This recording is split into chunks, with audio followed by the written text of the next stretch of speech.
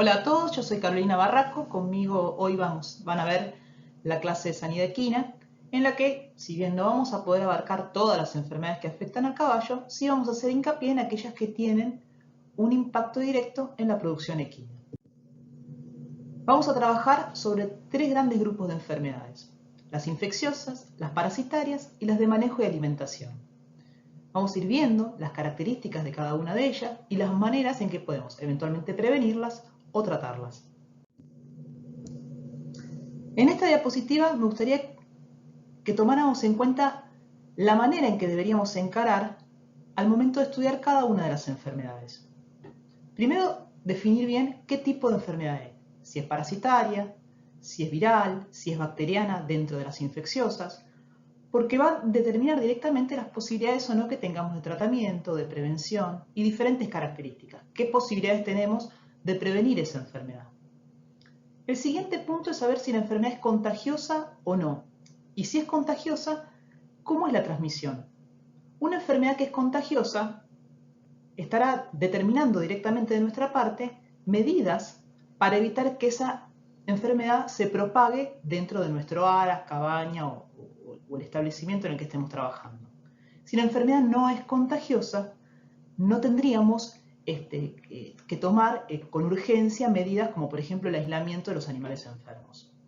El siguiente punto, las posibilidades que tenemos o no de prevenirlas.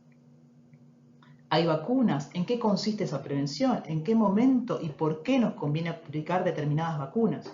Y por último, el cuarto punto, las posibilidades o no que tengamos de tratamiento y en función de la alta o baja mortalidad que esa enfermedad tenga, el éxito o no que tengamos respecto a esa enfermedad en el tratamiento que apliquemos.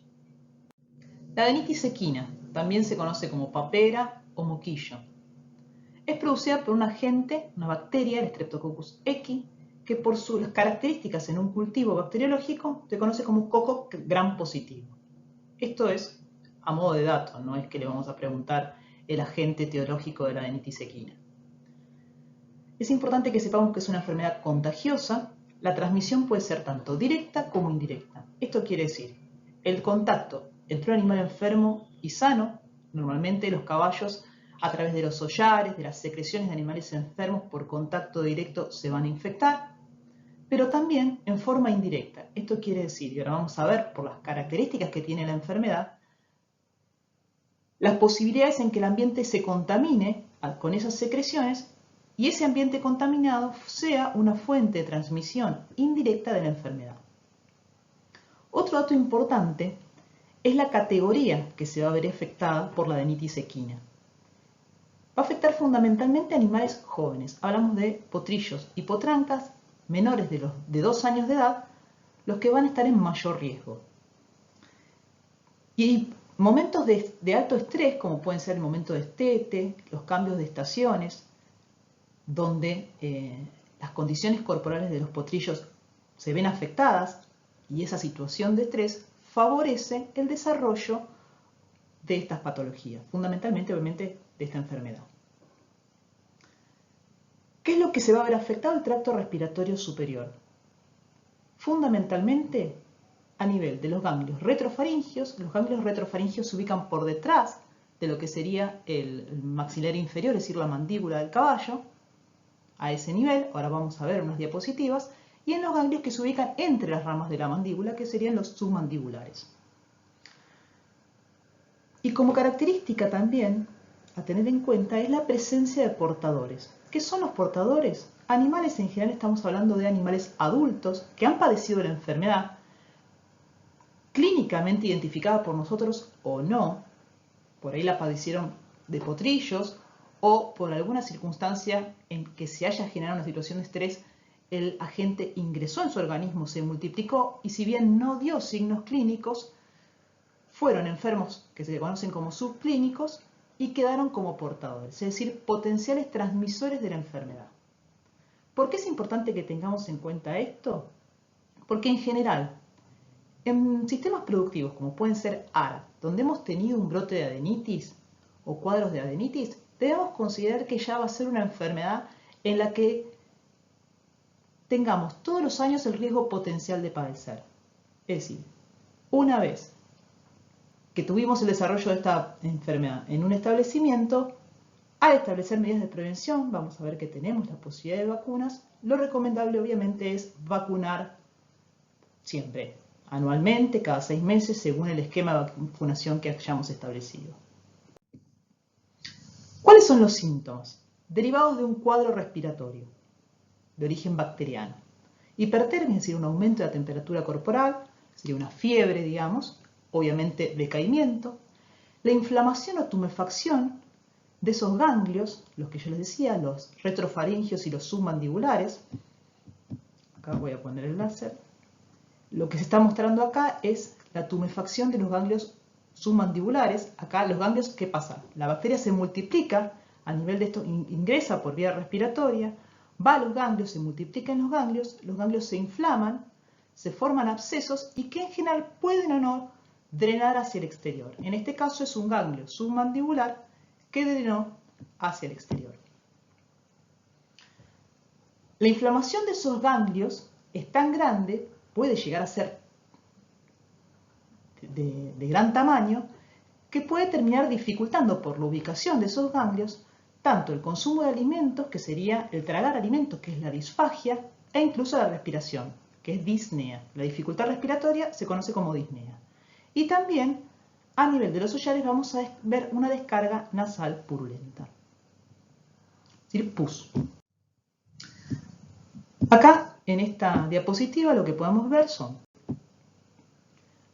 acá un caballo, a este nivel están los ganglios retrofaringios, que son los que se ven afectados, los que se vieron afectados ya en un grado muy avanzado, terminaron drenando hacia el exterior. En particular, yo tuve el caso en un aras de un brote muy serio de adenitis, en el que la afección de estos ganglios no llegaron a drenar hacia el exterior, sino que en un brote muy agudo tuvimos una potranca donde era tan alta la inflamación de esos ganglios y la dificultad respiratoria que antes de que pudiéramos llevarlas al lugar donde las íbamos a tratar, murió por asfixia. Es decir, tuvimos dentro del cuadro de brote de adenitis una de las potrancas, recuerdo que terminó muriendo por la gran dificultad respiratoria derivada de la tumefacción de los ganglios ubicados a este nivel. Y acá distintas imágenes de material purulento que sale de los hollares, también relacionado con este cuadro. El tratamiento. Como es una enfermedad bacteriana, vamos a tener la posibilidad del uso de antibióticos de distinto tipo. Los antipiréticos serían aquellos medicamentos que usamos para tratar de controlar la hipertermia, es decir, el aumento de la temperatura corporal. Y un punto importante, si tenemos en cuenta que es una enfermedad contagiosa, es tratar de identificar rápidamente los animales enfermos y aislarlos. Sobre todo, supongamos que yo tengo un lote de potrillos de destete, todos juntos, y empiezo a identificar sintomatología de adenitis. Bueno, estar sumamente atentos a aquellos potrillos que puedan estar iniciando el cuadro infeccioso y aislarlos, separarlos del resto, para tratar de frenar el brote lo antes posible. En cuanto a la prevención, por suerte, en el caso de la adenitis, vamos a contar con una vacuna. Bacterinas serían fragmentos de bacteria, que es lo que está contenido en la vacuna. La aplicación de la vacuna dependerá de las características del establecimiento, es decir, si en el establecimiento ha habido o no brotes de adenitis, si tenemos una gran cantidad de caballos, sobre todo de caballos jóvenes, es decir, establecimientos con muchas yeguas paridas, con muchos potrillos de destete, bueno, eso determinará que la apliquemos cada 6 meses o en forma anual. La aplicación de la vacuna es subcutánea. En esto tenemos que tener en cuenta, en general, el resto de las vacunas o la gran mayoría de las vacunas que se aplican en caballos son de aplicación intramuscular. Esta es de las pocas que se aplican en forma subcutánea y al momento de aplicarlas hay que ser muy precavidos porque en general errores o deficiencias en la aplicación pueden generar lesiones por una mala aplicación severas en los caballos. O sea, hay que ser precavidos, por eso muchas veces en muchos establecimientos las personas no quieren aplicar esta vacuna o son reacios, si bien aplicada no trae problemas, hay que ser cuidadoso. Y otro punto importante, y que lo vamos a ver en esta enfermedad y lo vamos a ir viendo a lo largo de la clase en otras enfermedades, la extrema precaución que tenemos que tener cuando ingresamos a caballos nuevos a un establecimiento. ¿Por qué? Como dijimos antes, en esta enfermedad está el riesgo de animales portadores, sean animales jóvenes o animales adultos. Es decir, animales que tuvieron la enfermedad en forma aguda, clínica, es decir, con sintomatología evidente o no, es decir, en forma subclínica, que llegan al establecimiento y puedan ingresar la adenitis en un establecimiento en el que no la teníamos. Siempre cuando ingresamos animales nuevos, lo ideal es, obviamente, supongamos, yo tengo un aras, no voy a ingresar un animal nuevo directamente a la manada o directamente con los potrillos de destete. Hay que ser precavido. En la medida de lo posible, ubicar durante un periodo de aproximadamente 15-20 días, lo más aislado posible, esos caballos o animales que ingresan nuevos al establecimiento, y obviamente, si lo tengo que juntar con otros animales, pensando en la adenitis, no lo voy a hacer con los animales jóvenes. El tétanos. El tétanos también es una enfermedad producida por una bacteria, el Clostridium tetani, que tiene la característica de ser, para su multiplicación, necesita un ambiente anaerobio estricto, es decir, de ausencia total de oxígeno. Tiene una forma de resistencia esta bacteria, en la cual no se va a multiplicar, pero permanece viable, es decir, con posibilidades de generar la infección, que son las esporas. Las esporas son, en la imagen que vemos, esta que tenemos acá, estas son esporas de Clostridium tetani, que tienen una forma característica de palo de tambor.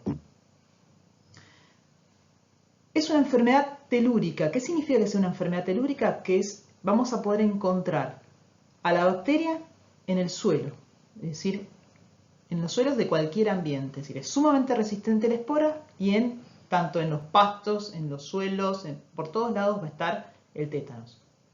Afecta a distintas especies, incluso al hombre, pero el caballo es sumamente susceptible. Y está presente incluso en el intestino de animales herbívoros. Es decir, el caballo va a ser muy susceptible y a su vez va a estar pudiendo eliminar esporas de Clostridium con su misma bosta. Otra característica importante es que es no contagiosa. ¿Por qué es importante esto? Yo tengo un caballo con tétanos, no corre en riesgo todos los demás caballos que estuvieron en contacto con él. No se va a transmitir de un caballo a otro. Es decir, desde el punto de vista de transmisión de la enfermedad, aislar a un caballo con tétanos no tiene sentido. Sí vamos a ver, al momento de ver el tratamiento de la enfermedad, que lo vamos a tratar de aislar, pero por las características de la enfermedad, no porque sea contagiosa, sino para procurar que el caballo pueda tratar de superar la enfermedad de la mejor manera posible. La incubación es muy variable, entre 7 a 15 días, fíjense que estamos hablando 7 a 15, hasta el doble de tiempo, de 7 a 15 a eso me refiero, y tiene un alto porcentaje de mortalidad. Es decir, cuando un caballo inicia con síntomas de tétanos, el tratamiento es muy costoso y con pocas chances de que logremos salvar el caballo. Es bastante complicado. Por eso, siendo que, como vamos a ver, tenemos posibilidades de prevenirlo, sería ideal que lo prevengamos. En esta diapo vemos cómo es la patogenia de la enfermedad. Necesitamos 3 componentes fundamentales. Una herida, que tiene que tener características especiales, es decir, hablamos de una herida punzante, profunda, no una herida abierta. Supongamos un caballo que se hace un corte en la región del hombro, supongamos, con un alambrado, un corte amplio, de mediana profundidad, difícilmente se generan las condiciones propicias para el desarrollo de la bacteria del tétanos, por más que se contamine íntegramente con tierra. ¿Por qué? Porque no se va a estar dando, entonces necesitamos una herida contaminada con esporas de tétanos, tierra que haya en el ambiente, con las esporas, y condiciones de anaerobios, es decir, ausencia de oxígeno. En esas condiciones, en esa herida, se va a producir el pasaje de esas esporas de tétanos, que son la forma de resistencia, a la forma vegetativa, que es la que se va a multiplicar activamente. Y va a producir toxinas, 2 grandes tipos de toxinas, la tetanolicina y la tetanospasmina. La bacteria del tétanos permanece en la herida, no pasa a circulación. No es que voy a tener una presencia de tétanos en todo el cuerpo del animal. No es que yo saco sangre a un caballo y voy a poder hacer un cultivo de tétanos o voy a poder identificar la bacteria de tétanos. La bacteria permanece en la puerta de entrada. Lo que sí pasa a circulación y se va distribuyendo paulatinamente por todo el organismo son las toxinas, que actúan a nivel del sistema nervioso central y la placa mioneural. La placa mioneural es una estructura que se ubica a nivel de las fibras musculares, de los músculos, que es la que permite que el impulso nervioso que llega a través de los nervios periféricos lleve a cabo la contracción de las fibras musculares y la posterior relajación. Lo que hacen estas toxinas es permitir que los músculos se contraigan, es decir, hacer que los músculos se contraigan, pero que no puedan relajarse. Lo que se produce es lo que se conoce como una contracción espástica. Quedan los músculos contraídos. Y a medida que la multiplicación activa de estas bacterias vaya aumentando la concentración en circulación de las toxinas, vamos a ir progresivamente viendo cómo esa contracción espástica va afectando distintos músculos. Otro dato importante que me gustaría agregar acá, cuando hablamos de la herida, las características de la herida, va a ser importante si logramos identificar cuál fue la puerta de entrada, es decir, dónde está la herida. La herida es por un clavo mal puesto en una herradura. La herida fue porque el caballo se pinchó con una espina de algo en alguna parte del cuerpo. Pero ojo, muchas veces esas heridas, esa puerta de entrada, el caballo tiene signos de tétanos, tiene tétanos y no logramos ubicar dónde está la lesión. Puede pasarnos eso, ¿sí? Eso puede pasar. Derivado de esto, ¿qué vamos a tener? De esta contracción espástica, es decir, el animal, a medida que la bacteria en el sitio donde está la herida se comienza a multiplicar activamente y aumentan las concentraciones de toxina que van a estar en circulación en el caballo, vamos a ir viendo progresivamente la acción de esas toxinas en los diferentes músculos. Y de ahí es donde viene toda la sintomatología. Rigidez muscular generalizada, trismus de cabeza y cuello. Esto tiene que ver fundamentalmente con la contracción espástica de los músculos masticatorios, que son los que se encuentran a este nivel. No. Vuelvo a este nivel. Orejas paradas, protrusión del tercer párpado. El tercer párpado, ahora vamos a ver en una imagen, es una membrana que tiene a nivel del lagrimal los caballos y los diferentes animales domésticos, los tienen los perros, los gatos, los bovinos, y que es muy evidente en un caballo con tétanos cómo la contracción de los músculos lleva a que veamos este tercer párpado que normalmente no se ve. La postura de caballo de madera, que es la imagen que tenemos acá, es ese caballo con la cola levantada, los miembros estirados en hiperextensión. Y otro punto importante es la hiperreactividad. Es decir, el caballo va a reaccionar de manera exagerada frente a estímulos como la luz, ruidos, lo cual nos obliga a tener extremo cuidado nosotros, ¿no? Porque es un caballo que está en una situación sumamente estresante. Realmente yo no he tenido, por suerte, la posibilidad de tratar a un caballo con tétanos, pero sé que es realmente un proceso muy estresante, muy desagradable para el caballo y obviamente para nosotros, y sobre todo la muerte termina siendo por asfixia, cuando lo que se afectan son los músculos de la respiración, los músculos intercostales fundamentalmente. El caballo no puede respirar correctamente, es decir, no hay esa relajación de los músculos respiratorios que permitiría la entrada de aire y se lleva finalmente a la muerte. Acá lo que vemos es, esto que está acá es el tercer párpado. Normalmente nosotros no lo vemos en un caballo, en condiciones normales. Y acá lo que vemos es un caballo cursando tétanos. Lo que vemos es el tercer párpado protruido, las orejas hiperextendidas, sudoración. El caballo está en una situación de estrés extrema, los hollares dilatados, probablemente ya hay una dificultad respiratoria evidente en este caballo. Sí, es un cuadro bastante feo, ¿no? El tratamiento. Suero antitetánico. El objetivo del suero antitetánico es tratar de neutralizar las toxinas que tengamos en circulación antes de que actúen sobre esa placa mioneural y lleven a esas contracciones espásticas que decíamos. Uso de antibiótico para tratar de actuar sobre el tétanos que tenemos multiplicándose en la puerta de entrada.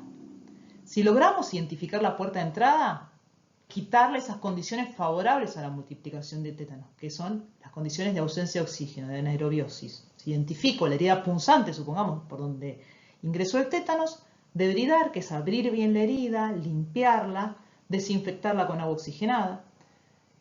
Y la siguiente pata, podríamos decir, del tratamiento, tiene que ver fundamentalmente con generarle al caballo condiciones que minimicen el estrés, considerando que es un cuadro que va a ser sumamente estresante para el caballo. El uso de relajantes musculares, sedantes, darle un ambiente oscuro y silencioso, es decir, ahí es donde hablamos de aislarlo, pero no porque contagie a otros caballos, sino para darle un ambiente más favorable para el transcurso de su recuperación. Pero es importante que tengamos en cuenta que un caballo con tétanos, cuando inicia su sintomatología, no solo estamos frente a un tratamiento costoso, sino frente a un tratamiento que muchas veces no resulta efectivo, es decir, el caballo termina muriendo. En cuanto a la prevención, tenemos la posibilidad del uso de una vacuna, que es un toxoide antitetánico, es decir, lo que vamos a hacer es estimular al sistema inmune para que reaccione frente a la toxina circulante que pueda aparecer en un caballo con tétanos. Se puede aplicar a partir de los 6 meses en los potrillos. En las yeguas gestantes es importante aplicarle un mes antes del parto. ¿Por qué se aplicaría un mes antes del parto? Porque la idea es que esa yegua, al momento de parir, en el calostro, que es esa primera secreción de la glándula mamaria, en el que le transfiere anticuerpos, lo que conocemos como inmunidad pasiva, entre esos anticuerpos le transfiere al potrillo anticuerpos contra el tétanos. Y ya a partir de los 6 meses estaríamos empezando a inmunizar con vacuna a los potrillos. Para el resto de los animales, una vacunación anual. La siguiente enfermedad que vamos a ver es el aborto equino, aborto paratífico equino, son distintos modos de nombrarla. Es producida por una salmonela del tipo Abortus equi. Como fuentes de infección, esto es importante siempre tenerlo en cuenta para ver de qué manera podemos prevenirla también, ¿no? Entonces, si como fuente de infección tenemos fetos abortados, membranas fetales, los exudados de yeguas que han abortado hasta las 3 semanas después del aborto, e incluso las heces, esa habitante intestinal en los caballos, son todas fuentes de infección que van a contaminar el ambiente. ¿Sí? Tenemos una transmisión indirecta que es importante tener en cuenta. Un periodo de incubación variable y como características, la multiplicación de estas bacterias va a producir en yeguas preñadas abortos entre el 6º y 8º mes de gestación, placentitis es la inflamación de la placenta, endometritis es la inflamación del endometrio, que es la capa interna del útero, y derivado de todos estos cuadros que afectan a nivel de la unión endometrio-placenta, de esa interacción, retención de placenta. Es decir, no solo vamos a tener el aborto, sino que además podemos tener consecuencias a nivel reproductivo en la yegua, futuros. Y si eventualmente, en lugar de nacernos un potrillo muerto, como el que vemos en la foto, un aborto, tenemos el nacimiento de potrillos débiles, esos potrillos van a estar infectados con la salmonela y van a tener un cuadro de septicemia, es decir, la presencia de bacterias multiplicándose a nivel de todo el organismo, en circulación, diarreas hemorrágicas, poliartritis, que es la inflamación de articulaciones, es decir, la presencia de bacterias en las diferentes articulaciones que se inflaman y dan un cuadro característico, y eventualmente la muerte del potrillo. Prevención, tenemos la posibilidad de vacunas. Se van a aplicar según la categoría en distintos momentos. Por ejemplo, en el caso de las hembras gestantes, se van a aplicar en el 4º, 6º y 8º mes de gestación. En el caso de las hembras vacías, 1 o 2 veces al año. Y como medida preventiva también, frente a un aborto, sobre todo si sospechamos que puede haber sido por salmonelosis, la higiene y desinfección del ambiente. Recordemos que tanto la placenta como las secreciones de yeguas que han abortado o el feto mismo, el aborto mismo, son fuentes de infección. Los tratamientos, lavajes uterinos en las yeguas que han abortado, el uso de antibióticos. Y como tratamiento también, que tiene tanto como tratamiento así como medida preventiva, existe la cirugía de Kaslik. Es una cirugía que no es importante que ustedes que sepan las características de la cirugía, sí que se usa, es una sutura que se hace en los 2/3 superiores aproximadamente entre los labios vulvares para evitar que ingrese la salmonela desde la materia fecal cuando la yegua bostea, digamos, en yeguas con una mala conformación vulvar. Esa conformación vulvar puede favorecer la entrada a través de los labios vulvares por la materia fecal de la salmonela, que en forma ascendente, se llama una placentitis ascendente, es decir, termina infectando el útero y provocando, en el caso de una yegua gestante, un aborto. Lo que se hace en estas yeguas es, una vez que se logra preñar, cualquiera sea la técnica por la cual la dejamos preñada, ya sea por una monta natural o por inseminación o lo que fuera, si es una yegua con una mala conformación vulvar, lo que se hace es, esta cirugía, se suturan los labios vulvares en esos 2/3 superiores, dejando un pequeño orificio para que salga la orina. Y hay que tener obviamente la precaución de abrir esa sutura cuando estemos próximos al parto, ¿no? Obviamente. Pasamos ahora a las enfermedades virales. ¿Qué tenemos que tener en cuenta? No son sensibles a antibióticos, es decir, no vamos a usar para tratar directamente enfermedades virales un antibiótico.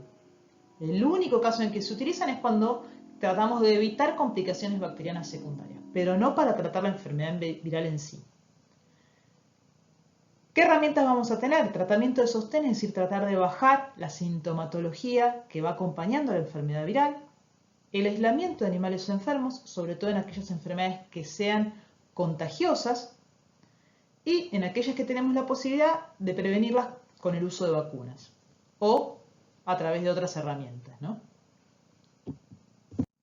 La primera enfermedad viral que vamos a ver es la anemia infecciosa equina, producida por un RNA virus.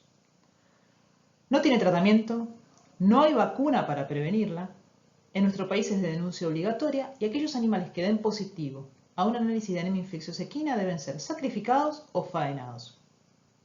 Hay distintas formas de presentación, un cuadro agudo, crónico, animales que no van a tener sintomatologías pero que pueden estar siendo positivos a anemia infecciosa equina, es decir, es muy variada las formas de presentación. Y vamos a ver una mayor resistencia tanto en burros, es decir, en asnos, como en mulas. La transmisión es a través de la sangre de un animal enfermo, es la fuente principal de la infección y va a variar mucho según la carga viral que tenga el caballo en cada momento. Es decir, como dijimos que hay distintas formas de presentación, va a haber distintos riesgos de potencial que ese caballo va a representar de transmisión a otros caballos. Podríamos hablar de una forma natural de transmisión, que es a través de vectores, que son insectos hematófagos, es decir, que se alimentan de sangre, hablamos en general de tábanos y mosca brava o mosca de los establos. En general son este tipo de insectos hematófagos los principales vectores de transmisión de la anemia. ¿Por qué? Porque la cantidad de sangre que van a poder acumular, que van a poder tomar del caballo al momento de alimentarse, va a tener suficiente carga viral como para que cuando piquen a otro caballo sean potenciales transmisores de la enfermedad. No pasa lo mismo con los mosquitos. Los mosquitos hoy se sabe que como fuente de transmisión de la anemia infecciosa equina no cumplirían un rol importante. ¿Por qué? Porque el volumen de sangre que pueden extraer de un caballo cuando lo pican, un caballo enfermo, no es lo suficientemente alta la carga viral que van a tener como para infectar a otro caballo. Otra forma de transmisión es transplacentaria, es decir, de la madre al hijo a través de la placenta. Y la forma venérea se cree que es posible, pero no sería la forma más común. Es decir, no vamos a decir que la anemia infecciosa equina es una enfermedad de transmisión venérea, porque no es su característica. No está descartada esa posibilidad, pero no es la forma de transmisión más común. Y una segunda gran forma de transmisión que es la iatrogénica, donde nuestro rol es fundamental. Si nosotros usamos agujas e instrumental contaminado, es decir, si compartimos agujas entre caballos, por ejemplo, en un momento de vacunación, tenemos que hacer la vacunación contra adenitis, por ejemplo, que vimos hasta ahora, o contra salmonela, en un grupo de yeguas, y vamos a estar, o en un grupo de potrillos en el caso de adenitis, y no vamos a estar cambiando las agujas, vamos a estar compartiendo agujas o cualquier tipo de instrumental que tome contacto con sangre de un animal enfermo, lo compartimos con otros animales sanos, somos fuentes potenciales de transmisión. Lo mismo animales cuando compartimos embocaduras, espuelas, monturas, aperos, pero tiene que haber habido contacto de sangre de un animal enfermo con heridas que puedan provocarse en animales sanos. Síntomas. En cuanto a los síntomas va a variar mucho de acuerdo a las formas de presentación. Como les dije antes, tenemos una forma de presentación aguda, crónica, y tenemos una forma latente o estado de portador crónico. Es decir, animales que no presentan ningún tipo de sintomatología, que pueden eventualmente, frente a diferentes circunstancias, sufrir reagudizaciones, y en esas reagudizaciones los niveles circulantes del virus son mayores y son fuente potencial de contagio de otros caballos. Por eso en general es que justifica el hecho de que animales que sean positivos a anemia infecciosa equina, como tiene toda esta variedad de formas de presentación y no tenemos ni cura ni posibilidades de tratamiento alguno, son destinados a sacrificio o faena. En la forma de presentación aguda, derivados básicamente del cuadro de anemia en sí, ¿no? Decaimiento, aumento de la temperatura corporal, el caballo deja de comer, el estado general se deteriora, hay una hemólisis, es decir, la ruptura de glóbulos rojos derivados de la acción del virus, lo que lleva a edemas en zonas declives, aumento del tamaño del hígado y del vaso, que es la hepato- y esplenomegalia. En los cuadros crónicos, el proceso es más insidioso y sostenido en el tiempo, lo que lleva a un adelgazamiento y un mal estado general, que sería como la imagen que vimos en la primera diapositiva de anemia infecciosa equina, en la primera diapositiva que vimos antes. Y, como les digo, el estado de latente o portador crónico, que es ese caballo que no presenta sintomatología, pero que frente a determinadas circunstancias el cuadro puede reagudizarse. En esos momentos de reagudización puede tener una cierta sintomatología que por ahí no es muy grave en sí para el caballo, pero sí en esos momentos de reagudizaciones es un riesgo potencial de contagio a otros caballos mucho mayor. Siendo que estamos frente a una enfermedad en la cual no tenemos posibilidades de tratarla, la prevención cumple un rol fundamental. Y esa prevención se basa en detectar los animales que sean positivos para poder sacarlos, es decir, faenarlos, sacrificarlos, sacarlos de nuestra producción. El diagnóstico es a través del test de Coin o inmunodifusión en agar-gel, que lo que hacemos es detectar un tipo de anticuerpos que son anticuerpos precipitantes. Como dice ahí, se van a poder detectar recién a partir de los 60 días post-infección. Si bien puede parecer mucho tiempo, es decir, si el caballo se infecta hoy, recién dentro de 2 meses aproximadamente yo voy a poder estar detectando esos anticuerpos, la ventaja que tienen estos anticuerpos es que una vez que alcanzan un nivel detectable, ya no van a disminuir su concentración a lo largo de toda la vida del animal. Es decir, un caballo que es positivo de anemia infecciosa hoy, lo va a seguir siendo por toda su vida. Lo vamos a poder detectar siempre a partir de sus 60 días. Teniendo en cuenta que esta es nuestra herramienta de detección, vamos a ver que en nuestro país hay una zona libre que está hacia el sur del río Colorado. Esto incluye las provincias de Neuquén, Río Negro, Santa Cruz, Chubut, Tierra del Fuego y en el caso de la provincia de Buenos Aires, el partido de Carmen de Patagones. Del río Colorado hacia el norte, podríamos decir que es zona no libre y hay diferentes regímenes para esta enfermedad respecto a los requisitos para el traslado de animales. Dentro de la zona no libre, es decir, por ejemplo, provincia de Buenos Aires, Santa Fe, Córdoba y entre provincias, para el traslado de animales se requiere un análisis negativo de anemia infecciosa equina por test de Cohen con una validez de 60 días. Para ingresar a la zona libre, la validez de ese análisis negativo es de 15 días. Si yo quiero ir de la zona no libre, es decir, supongamos de provincia de Buenos Aires, a la provincia de Tierra del Fuego, necesito que el caballo tenga un análisis de anemia infecciosa equina negativo con una validez de 15 días. Y una vez que el caballo llega a Tierra del Fuego, se va a repetir ese análisis entre los 20 y 40 días desde que ingresa a la provincia. Dentro de la zona libre, es decir, entre Tierra del Fuego y Chubut, entre Chubut y Río Negro, el ejemplo que tengan ganas, no se requiere análisis negativo para el traslado de caballos. Cuando tenemos caballos a campo, es decir, que no son trasladados, si yo tengo en mi campo caballos que no son trasladados, se recomienda, como un escaneo de las posibilidades o los riesgos de transmisión de la enfermedad, un test de Coggins, un análisis por test de Coggins anual a campo. Obviamente, cuidado con el ingreso de animales nuevos. Obviamente, si están ingresando animales nuevos a un establecimiento, se supone que ingresaron con un análisis negativo de anemia infecciosa equina, pero lo recomendable es reiterar ese análisis 60 días aproximadamente desde que ese caballo ingresó.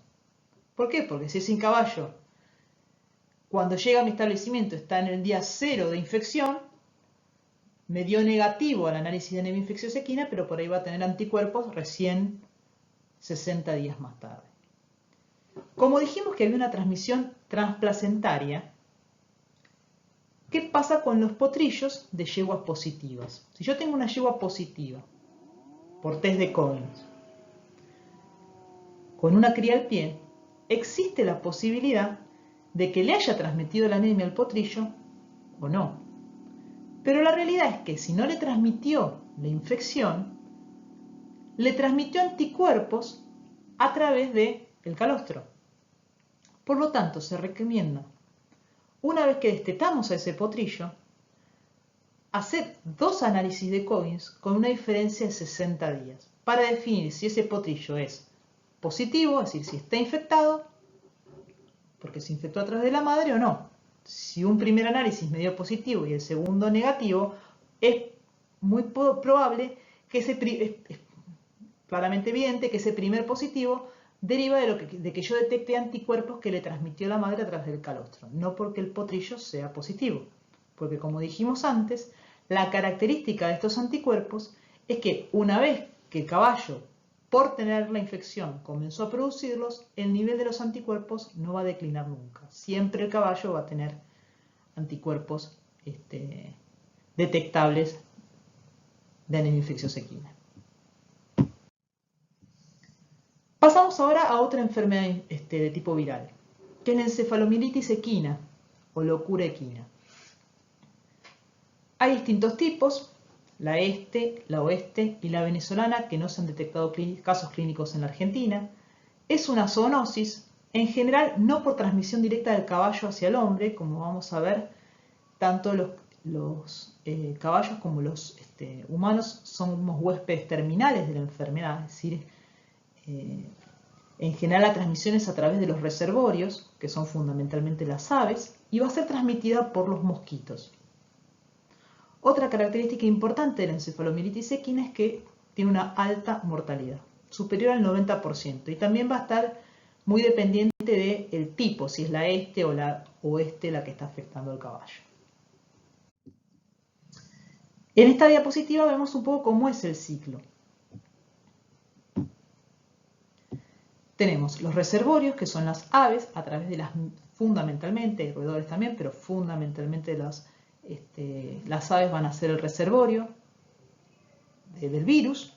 Los mosquitos no solo mantienen el cuadro dentro de las aves, sino que cuando esos mosquitos cargados de virus obtenidos de picar a una de estas aves contaminadas pican al hombre o al caballo, le transmiten la enfermedad. Pero en general, el nivel de viremia que van a desarrollar tanto el hombre como los caballos no es lo suficientemente elevado como para que, al ser picados por un mosquito, esos caballos puedan transmitirle el virus de un caballo a otro. Por eso decimos que son huéspedes terminales. Mientras el ciclo del virus se mantenga entre mosquitos y las aves, hay transmisión. Cuando esos mosquitos infectados por el virus o con virus de sangre de aves enfermas pican al hombre o al caballo, dan sintomatología en los caballos en este caso, pero no van a ser riesgos potenciales de transmisión directa a otros caballos o al hombre en sí.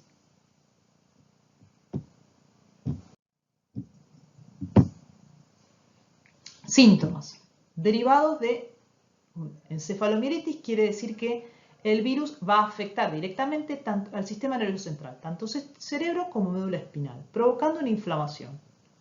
Los signos van a derivar de eso, desinflamación a nivel del sistema nervioso central. Vamos a tener incoordinación, marcha en círculos, el caballo va a presionar la cabeza contra objetos, como puede ser por ejemplo la pared del box o el poste del alambrado. Bruxismo, que es por una contracción excesiva de los maxilares, y eventualmente ceguera, parálisis, decúbito, que es cuando el animal se recuesta y muere. Tenemos las posibilidades de vacunar. La vacuna se aplica entre septiembre y octubre, que son los meses que coinciden con la mayor circulación del vector de transmisión, que son los mosquitos. Antes era una vacuna obligatoria, en la actualidad es una vacuna voluntaria. A partir del año 2016 ya no es obligatoria para el traslado de animales que tengan la vacunación anual de encefalomielitis. Se recomienda, desde acá es recomendable dar esta vacuna, pero no es obligatoria.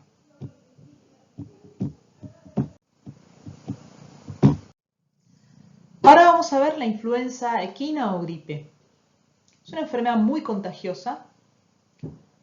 El periodo de incubación es corto. La transmisión es directa, es decir, por contacto directo entre animales enfermos con animales sanos. Es endémica, es decir, a nivel mundial. Es muy rápida su difusión en lugares de alta concentración de caballos. Y vemos también que es de alto impacto económico.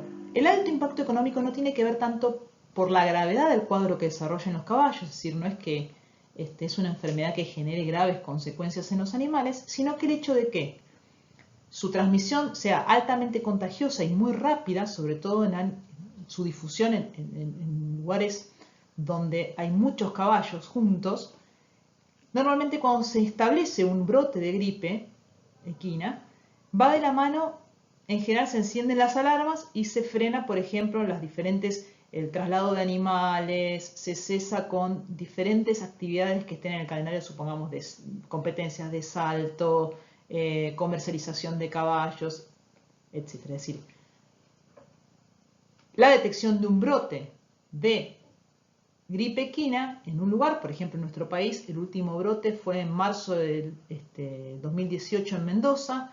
Se cree que fue a partir de un brote que se inició previamente en Chile con caballos que fueron trasladados hacia la provincia de Mendoza y automáticamente a partir de ese brote, durante un cierto tiempo hasta que cesa el brote en sí, se frenan tanto las diferentes actividades hípicas, la comercialización de caballos, etc.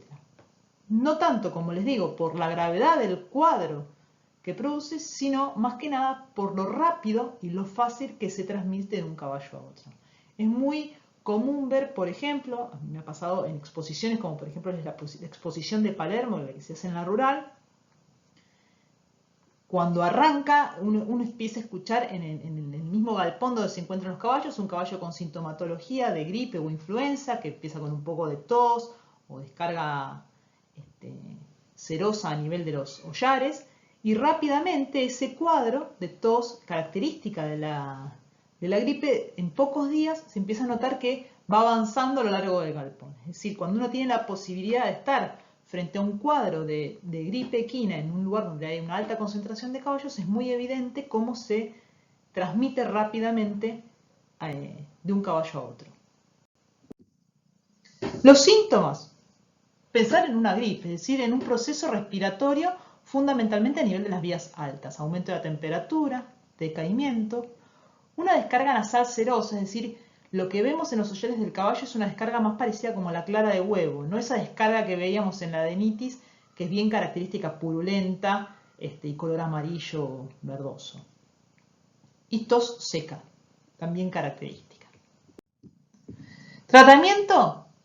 Es una enfermedad viral, antibióticos no vamos a usar, solo si sospechamos de complicaciones bacterianas, pero no tiene sentido el uso de antibióticos. Sí, tratar de dar reposo al caballo, como va a haber en general, según la gravedad de la sintomatología, una disminución en cuanto al rendimiento, sobre todo deportivo, de ese caballo, el reposo, el aislamiento para evitar el contagio de otros caballos y esperar a que el cuadro evolucione.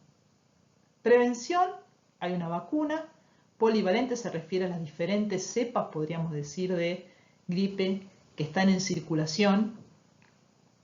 Es una vacunación obligatoria, es decir, es obligatorio para el traslado de caballos que esté vigente esta vacuna. Se aplica 4 veces al año. Es decir, la vigencia de esta vacuna es de 3 meses. Y otra medida de prevención son ambientes bien ventilados y tener cuidado, como venimos diciendo hasta ahora varias veces a lo largo de la clase, con el ingreso de animales nuevos o en grandes concentraciones de caballos. Recapitulando un poco, hasta ahora lo que vimos es, para el traslado de animales, obligatorio un test negativo de anemia infecciosa equina. La vigencia dependerá si estamos dentro de una zona no libre del país o de una zona libre, de una zona no libre hacia la libre, ahí es lo que veíamos antes. Y el siguiente punto importante para el traslado de caballos es la vacuna obligatoria de influenza equina que esté vigente, ¿no? Recordemos que tiene 3 meses de vigencia. Esto es en todo el país.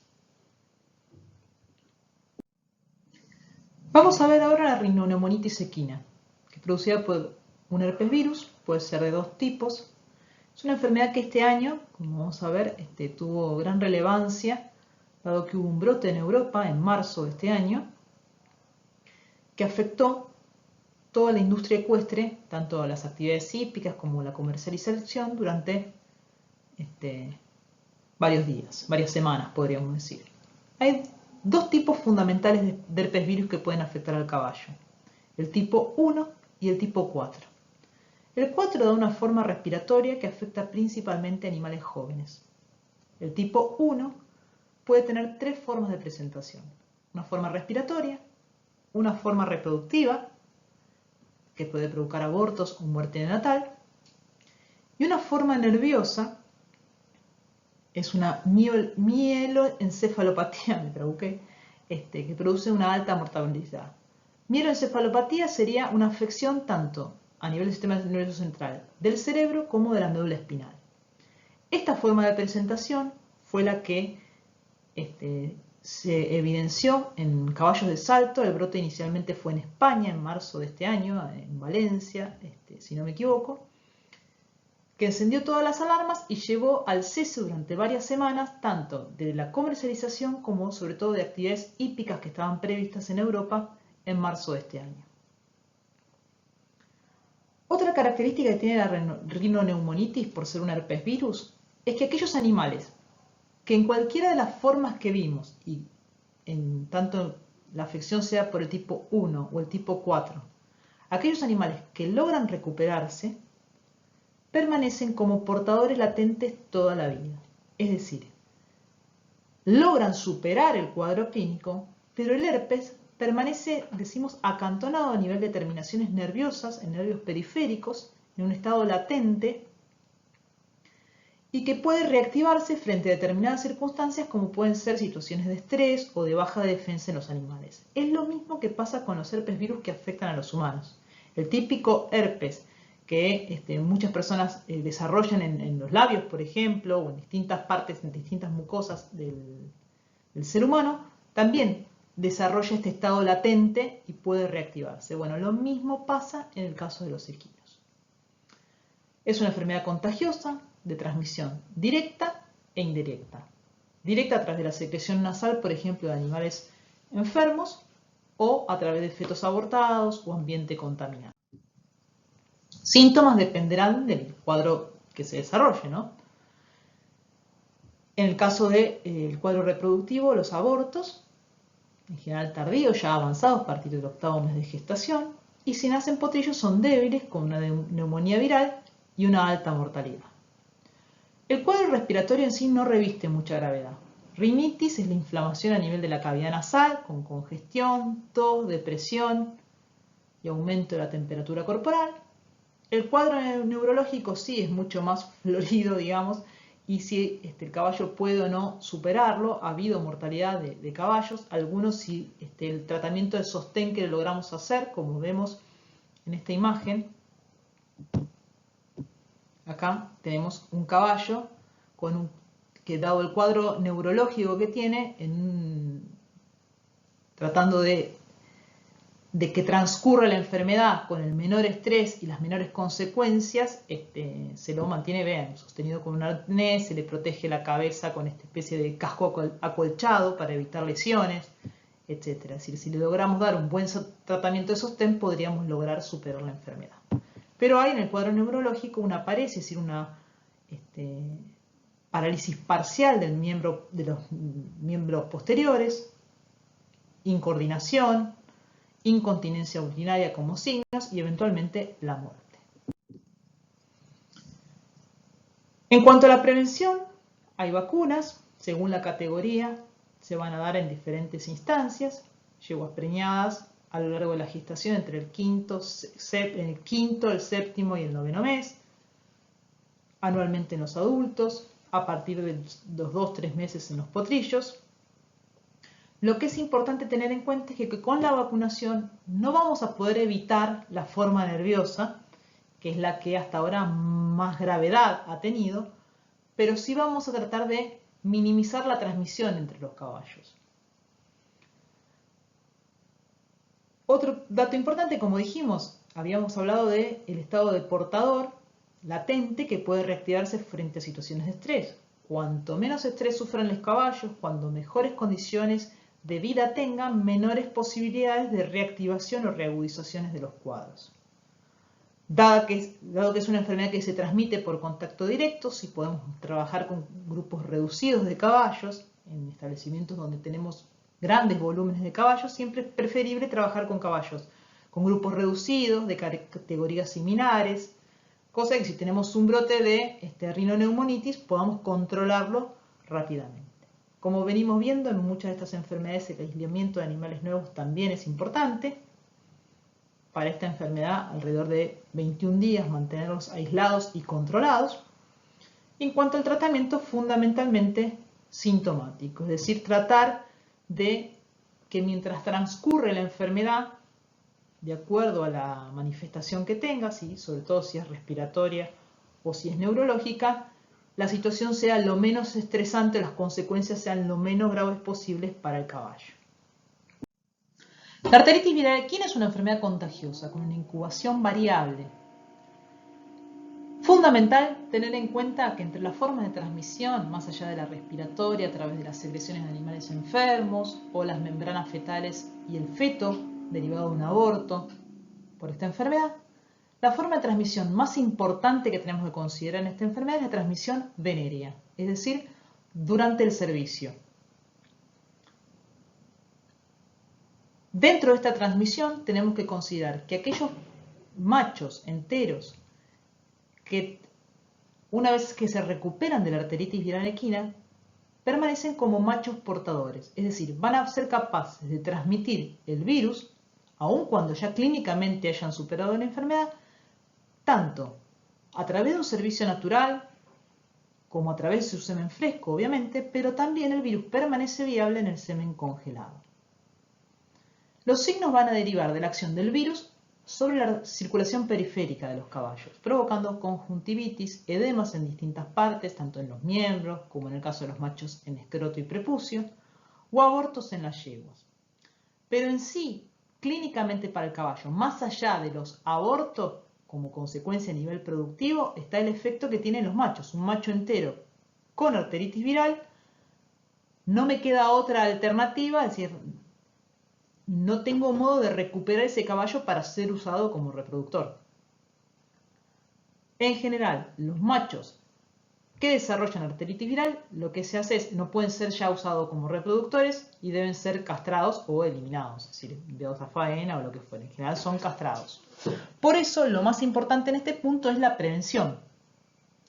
Existen vacunas para usar en machos, pero ¿qué pasa? Si yo vacuno un macho, los anticuerpos que va a desarrollar ese animal, yo no voy a poder saber si son derivados de la vacunación o porque ha padecido la enfermedad. Entonces, en nuestro país, bajo protocolos de SENASA, se permite la vacunación de machos que deben ser registrados y seguir ese protocolo de SENASA, ¿no? Obviamente. Es decir, deben ser claramente identificados aquellos machos que hayan sido vacunados. Y la otra medida de prevención es el diagnóstico serológico negativo en todos los machos de aquellas razas que se inscriben en los diferentes registros previo al servicio. La última enfermedad viral que vamos a ver es la rabia pareciente. Se llama pareciente porque generalmente en los caballos la presentación no va a tener ese comportamiento agresivo como ocurre en el caso de los perros y los gatos, que es lo que se llama como rabia furiosa, sino que es una sintomatología más de depresión general, parálisis progresivo y muerte. La mortalidad va a ser muy alta, es una zoonosis y fundamentalmente se transmite, en el caso tanto de los equinos como ocurre también en los bovinos, por la mordedura de un vampiro que es el Desmodus rotundus, que es el que está en la imagen a la derecha de la diapositiva, que se alimenta de sangre tanto de los caballos como de las vacas, de estos animales domésticos, tiene hábitos nocturnos y cuando este vampiro, susceptible obviamente a la rabia, esté infectado y muerde a un caballo, a través de su saliva le transmite el virus de la rabia. Esto hace que donde esté el vampiro es donde sea más común el desarrollo de esta enfermedad, en el caso de los caballos, que es en el norte de nuestro país, que sería el área endémica, porque es donde fundamentalmente vamos a tener la presencia de estos vampiros. En cuanto, como decíamos, la mortalidad es muy alta, es muy difícil que una vez que se inician los síntomas de rabia en los caballos logremos revertir el cuadro.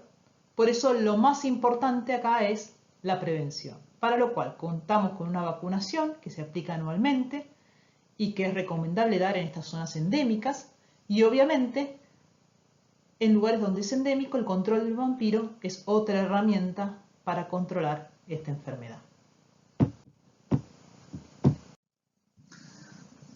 El siguiente capítulo, digamos, de enfermedades que vamos a ver son las enfermedades fúngicas dentro de las enfermedades infecciosas. Dijimos las bacterianas, las virales y las fúngicas, que son las producidas por hongos. Los hongos que van a afectar la piel de los caballos se conocen como dermatofitosis o tinias. Van a afectar los tejidos queratinizados, como la piel, el pelo, el estrato córneo. Hay distintos tipos de hongos que pueden afectar al caballo. Las épocas del año donde es más frecuente estas afecciones son otoño e invierno. Muy raramente se van a transmitir al hombre. Y es importante tener en cuenta que en general el desarrollo de enfermedades fúngicas en los caballos va a estar asociada en general a caballos que o tienen una mala condición corporal, o son animales de edad avanzada, o tienen situaciones de estrés o de deterioro de su estado general. En un animal, en líneas generales, o que se haya instalado en un establecimiento como un brote muy avanzado. Pero en líneas generales, las enfermedades fúngicas van de la mano de animales con un deterioro, sobre todo en su capacidad o respuesta inmune. Se van a producir lesiones alopécicas. Los hongos no provocan prurito. El caballo no se va a rascar por una lesión producida por hongos. Sí, el rascado va a surgir con otras afecciones que vamos a ver, como por ejemplo la sarna. Vamos a ver en distintas partes del cuerpo áreas alopésicas, como las que vemos acá. Pueden ser en torno a la cara, como en este caso. Pueden tener una forma más o menos redondeada. En esta imagen lo que tenemos es lo que se hacen para distintos métodos de diagnóstico con observación al microscopio, a través de muestras que se obtienen por un raspado de la piel. Y el tratamiento en general, obviamente un tratamiento local de las lesiones y también tener en cuenta la transmisión si tenemos caballos, sobre todo en establecimientos, por ejemplo, donde tenemos caballos estabulados, tener cuidado con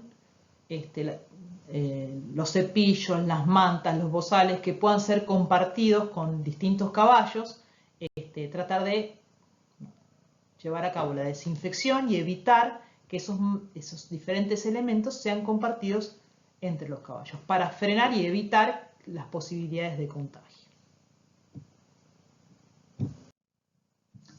El tratamiento, obviamente, local, fundamentalmente a través del uso de yodos y ioduros, antifúngicos y la desinfección, como lo que estábamos diciendo. El siguiente capítulo que vamos a ver es el de las enfermedades parasitarias. Dos grandes grupos, parásitos externos y parásitos internos. Los distintos tipos de parásitos que vamos a ir viendo son la sarna, los piojos, las garrapatas, miasis, que se conocen también como bicheras en el campo, la mosca de los cuernos y la mosca bravo de los establos. ¿Qué condiciones generales tenemos que tener en cuenta cuando hablamos de parásitos externos? Va a ser importante tener en cuenta la época del año. Va a haber algunas parasitosis más asociadas a otoño-invierno, como por ejemplo la sarna, y otras primavera-verano, como por ejemplo las miasis. El estado general del animal, la nutrición, la edad que tenga, el ambiente en el que vive, la higiene del ambiente en el que está, también va a influir. La zona, por ejemplo, cuando hablamos de garrapatas, en la zona norte de nuestro país, la presencia de garrapatas va a ser endémica. En cambio, en otras zonas del país, como por ejemplo el sur de nuestro país, no va a haber presencia, no es un ambiente favorable para el desarrollo de garrapatas. Otro punto importante es las posibilidades o no que tengan estos parásitos de transmitir otras enfermedades, como ocurre, por ejemplo, con los tábanos y la mosca brava en la transmisión de anemia infecciosa equina y tripanosomiasis, o el rol que cumple la garrapata en la transmisión de la piroplasmosis. Y las posibilidades de tratamiento. En líneas generales, tener en cuenta que podemos usar tratamientos locales, sistémicos en determinados parásitos, en otros no. Por ejemplo, en los piojos masticadores, el uso de un tratamiento sistémico no tiene sentido porque al no tomar contacto con sangre o con fluidos del animal, no tendría ningún efecto. Tratamientos a nivel del ambiente, para evitar, para tratar de cortar el ciclo del parásito, y la presencia de formas de resistencia. En general, en la mayoría de los parásitos, sobre todo los huevos o las liendres en el caso de los piojos, son las formas de resistencia, lo que nos obliga a repetir los tratamientos, que es importante que lo tengamos en cuenta. La primera enfermedad que vamos a ver es la sarna. La sarna que se produce en los caballos es la sarna sarcóptica, es producida por un ácaro. Los ácaros no son visibles macroscópicamente, es decir, el único modo de poder identificar la presencia de ácaros en los caballos es a través del microscopio.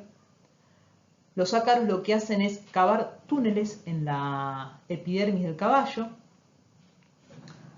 y depositar, en el caso de las hembras, huevos en el interior de esas galerías, que es lo que vemos acá. Acá lo que vemos es una hembra cavando un túnel o galería en el interior de la dermis de un caballo, esto sería un pelo, acá está el ácaro, y deposita huevos en el interior de esas galerías.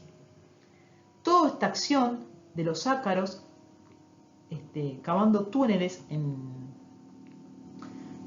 la epidermis del caballo genera una irritación y prurito. A diferencia de lo que decíamos en el caso de los hongos, que el caballo no va a tener prurito y no se va a rascar, el rascado va a ocurrir en el caso de los hongos si hay infecciones bacterianas secundarias. En el caso de la sarna, el caballo sí va a tener prurito, sí se va a rascar, y eso puede llevar a infecciones bacterianas secundarias y complicaciones del cuadro. Todo este efecto de los ácaros y el rascado de los caballos genera un deterioro a nivel de la epidermis, la caída de pelos, áreas alopécicas y cuadros característicos de la sarna. Acá lo que vemos es, bueno, en líneas generales la sarna se va a producir en torno al otoño-invierno, es la época donde los ácaros van a estar obviamente más activos. Como decíamos antes, el estado general del caballo va a ser sumamente determinante. Caballos con un mal estado corporal, bajas defensas, caballos añosos, es decir,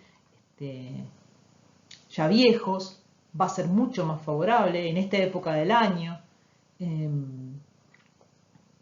Y como vemos, las lesiones de alopecia en distintas partes del cuerpo.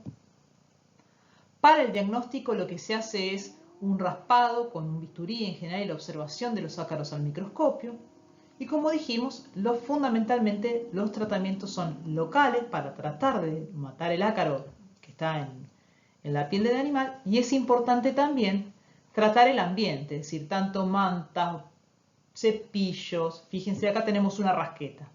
Si esa rasqueta se la estuvimos pasando a este caballo, debemos desinfectarla claramente, porque si se la pasamos a otro caballo hay un alto riesgo de que haya ácaros que queden en la rasqueta y se la transmitamos a otro caballo. Dentro de los piojos, dos grandes grupos. Los piojos masticadores, que es como la imagen que tenemos acá arriba. Lo que se hacen es alimentarse de detritos y diferentes componentes que están sobre la superficie de la piel y pelos del animal. Y los piojos chupadores o hematófagos, que son de la forma característica de los piojos que estamos acostumbrados a ver en el humano, que se alimentan de sangre. La época del año fundamentalmente en que vamos a encontrar los piojos es en otoño-invierno, estaríamos en la época ideal. La transmisión es por contacto directo entre animales enfermos con sanos. El piojo no salta ni está en el ambiente, no salta como las pulgas, ni está en el ambiente como están las garrapatas, que vamos a ver más adelante. Y en cuanto a las características, lo que vemos es, primero, a diferencia de la sarna, los piojos son visibles macroscópicamente. Tanto los piojos como el parásito en sí es visible macroscópicamente, y los huevos que depositan adheridos a los pelos del caballo, que son las liendres. A diferencia de lo que ocurre en los ácaros productores de la sarna, que no lo vamos a ver macroscópicamente. En general, tanto la presencia de los piojos como su acción, en el caso de los piojos masticadores, de deterioro de todo lo que es el manto piloso, genera rascado, molestia en el animal, y como vemos acá, se está rascando, y derivado de ese rascado hay pérdida de pelos y deterioro del manto en general. En el caso a su vez de los piojos chupadores, si es muy alta la concentración, puede haber consecuencias en cuanto a anemias o afecciones derivadas de ese consumo masivo de sangre, pero tiene que ser muy alta la infestación, no es lo que más comúnmente ocurre.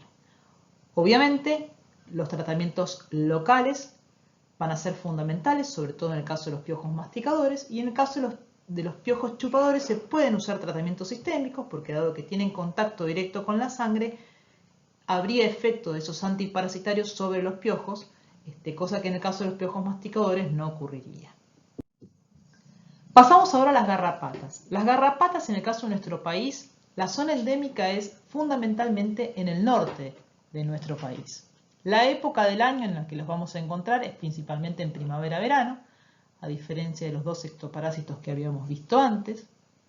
Las garrapatas desarrollan parte del ciclo sobre el caballo y parte de ciclos en el ambiente. Es decir, el caballo va a contagiarse de las garrapatas en los pastos, en el ambiente en el que vive, donde se encuentran los estadios larvales que se llaman ninfas, en el caso de las garrapatas, en los pastos, esperando que se cruce un caballo con ellas, suben al caballo, terminan su desarrollo hasta las formas adultas. Acá en esta imagen lo que vemos es, este sería un macho y esta una hembra cargada de sangre y probablemente de huevos. En general las garrapatas se van a ubicar en zonas de piel fina o más al abrigo del frío, es decir, en zonas más calentitas, podríamos decir, sería el término un poco académico, de los caballos. Ahora en otras imágenes vamos a ver más claro lo que les estoy diciendo, áreas de piel fina, al resguardo tanto de la luz como de las diferencias de temperatura. Y lo que ocurre es que luego de la cópula, la hembra se alimenta, las garrapatas se van a alimentar de sangre del caballo, ¿no? Pican a través de un aparato bucal desarrollado específicamente, y luego, una vez que la hembra tras la cópula se alimentó bien, se llenó de sangre, baja del caballo, ovipone, es decir, deposita los huevos en el ambiente y muere. En el ambiente se desarrollan los estadios ninfales, que son esos antes del desarrollo de la garrapata madura, y quedan a la espera de que pase un caballo y subir a ese huésped que es el caballo. Otro punto importante a tener en cuenta de las garrapatas es que son transmisoras de enfermedades, como habíamos visto, de hemoparásitos, que vamos a ver un poco más adelante. Acá tenemos en este caballo áreas de piel fina, al resguardo de la luz y de bajas temperaturas, como son la zona perineal, la zona del prepucio, la zona inguinal. Esto es característico. El tratamiento en general puede ser tanto local como sistémico. Y tener en cuenta las áreas endémicas de nuestro país y cuidado cuando traemos caballos de esas zonas hacia otras zonas del país. La miasis ovichera es producida por una mosca que frente a heridas en diferentes partes del cuerpo que se puedan producir del animal, deposita huevos en la periferia de esas heridas. De esos huevos emergen unas larvas que van a ir pasando por diferentes estadios, que se van a alimentar de los tejidos del animal. Es decir, tanto sangre como los tejidos dentro de esa herida. La presencia de esas mismas larvas generan la presencia de un material y de un olor bastante característico que permite a su vez atraer a más de estas moscas que siguen depositando de estos huevos y manteniendo el ciclo. El tamaño de las larvas inicialmente es muy pequeño, si bien es visible macroscópicamente, pero a medida que van transcurriendo los diferentes estadios larvales, tanto el nivel de daño que producen a nivel local como la capacidad de visualizarlas es bien evidente. La época del año donde estas moscas actúan fundamentalmente es alrededor de la primavera-verano, principios del otoño. En épocas de bajas temperaturas como la que estamos ahora, la presencia de estas moscas ya no va a ser tan evidente, ¿no? Es decir, ya no va a estar.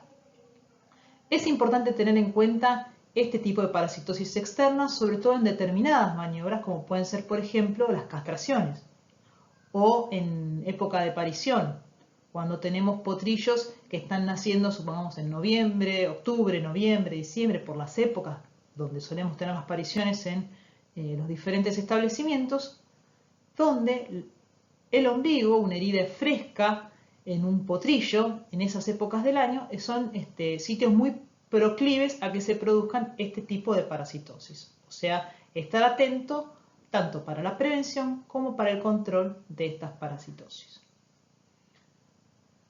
El tratamiento frente a una miasis, lo fundamental, se pueden usar lo que se llaman curavicheras locales, que pueden ser en pasta, en aerosol. Y también es importante, sobre todo en infestaciones muy grandes, cuando hay gran cantidad de larvas, tratar de colocar el curavichera, matar esas larvas, ir sacándolas y controlar la infección. Si la herida permanece infectada y abierta, constantemente va a ser una fuente de atracción a más moscas. Por eso es importante tanto el control antiparasitario, tanto local, ya sea por aerosoles o pasta, como mantener una herida limpia que vaya cicatrizando sin infección. Y por último, dentro de los parásitos externos, tenemos dos tipos de moscas de hábitos hematófagos, es decir, que se alimentan de sangre, que son la mosca de los cuernos. Podemos decir que ese nombre deriva fundamentalmente de su ubicación en el caso de los bovinos, que es a nivel de la cabeza, en la zona de los cuernos, para los bovinos que tengan cuernos, y la mosca brava o Stomoxys calcitran. En el caso de la mosca de los cuernos, tiene un hábito de permanecer todo el tiempo sobre el caballo, cuando se alimenta, tanto cuando se alimenta como cuando no se está alimentando. Y la mosca brava, en cambio, solamente va a estar sobre el caballo al momento de alimentarse. Las consecuencias de estas moscas es fundamentalmente derivadas de lo de la molestia que ocasionan en el caballo. Es sumamente irritante e insidioso, sobre todo cuando hay una alta infestación, lo que producen en el caballo. Y en algunos caballos también se produce reacciones alérgicas características que llevan al rascado de los caballos por el prurito que ocasiona y lesiones derivadas de eso. La época en que estas moscas van a afectar a los caballos es fundamentalmente en primavera, verano y principios del otoño. Con las heladas y las épocas frías no vamos a tener problemáticas con este tipo de parásitos externos. Y el tratamiento es fundamentalmente local, con la aplicación de diferentes antiparasitarios que actúan fundamentalmente, es una acción repelente. Los parásitos internos. Dentro de los parásitos digestivos vamos a ver fundamentalmente estos 4 tipos de parásitos: los gastrófilos, estróngilos, ascaris y oxiuros. Los gastrófilos, también conocidos como gusano del cuajo o miasis cavitaria, producida fundamentalmente por un tipo de mosca. El adulto presenta un aparato bucal atrofiado, va a volar en primavera-verano, va a depositar huevos adheridos a los pelos del caballo y van a ser las larvas de esa mosca, los diferentes estadios larvales, los que, ubicados en el estómago, van a producir lo que se conoce como miasis cavitaria. Esas larvas se adhieren a la mucosa del estómago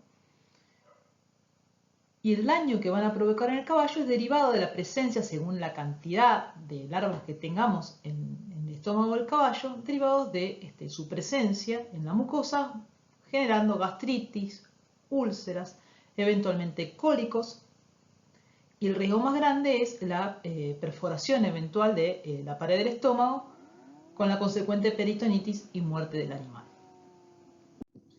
En esta diapositiva vemos un poco cómo es el ciclo de este parásito. Como dijimos, el adulto es una mosca que presenta el aparato bucal atrofiado.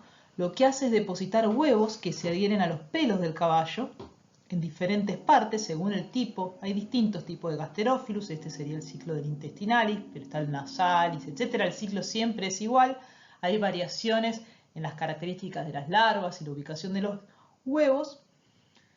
Lo cierto es que esos huevos, adheridos a los pelos del caballo, de los que emerge una larva, generan una irritación, el caballo se lame y esa larva ingresa en la cavidad bucal del caballo, llega al estómago, donde va a ir pasando por diferentes estadios larvales. Esos estadios, a través de unos ganchos, se adhieren a la pared del estómago, evolucionan por esos diferentes estadios. Cuando culminan al último estadio larval, se desprenden de la mucosa, salen con la materia fecal y es ahí en la materia fecal donde completa su desarrollo hasta el estadio adulto, que es el de mosca, y vuelve a iniciar el ciclo.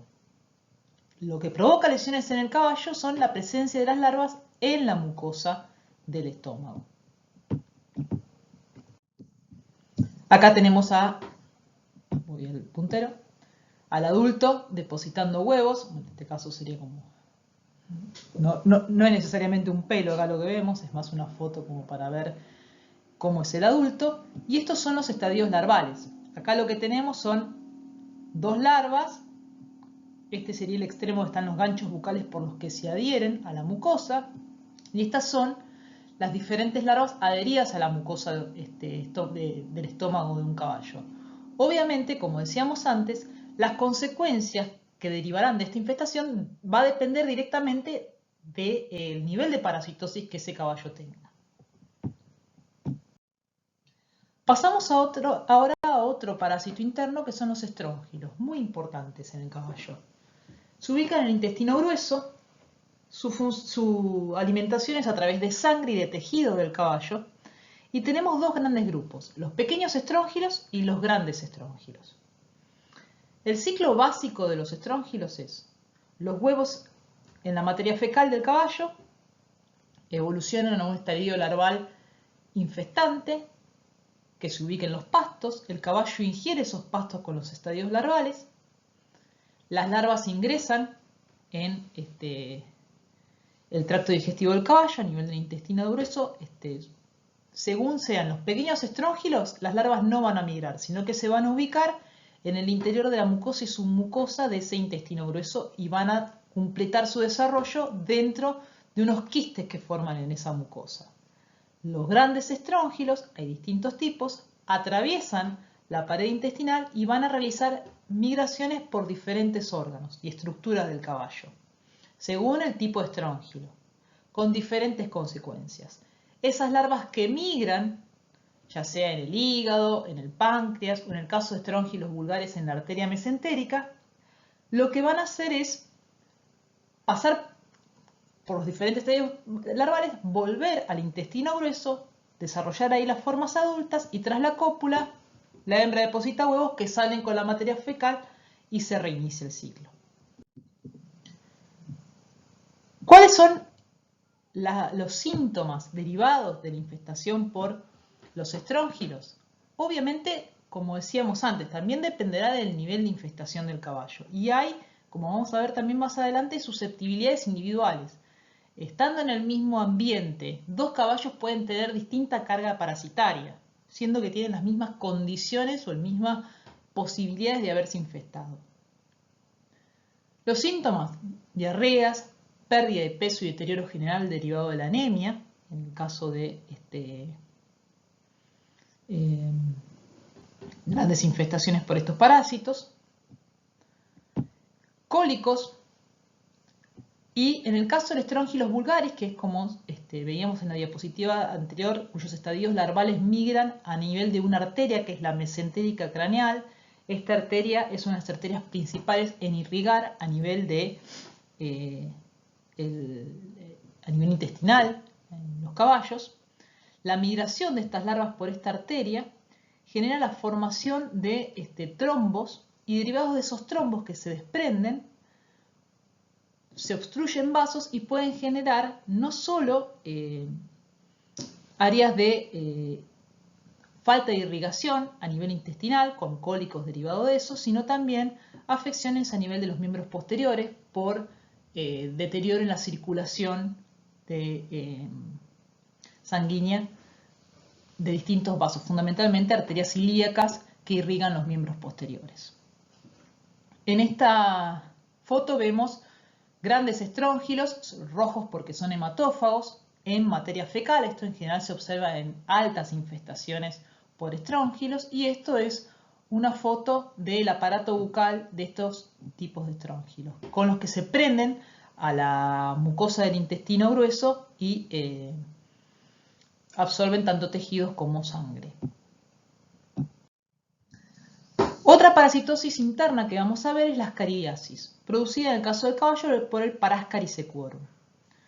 Características importantes: el tamaño de los adultos, que pueden llegar hasta los 25 centímetros, se van a ubicar en el intestino delgado. Las larvas desarrollan migraciones por pulmón e hígado. Y un punto importante a tener en cuenta es que van a afectar principalmente animales jóvenes, a potrillos hasta los 2 años.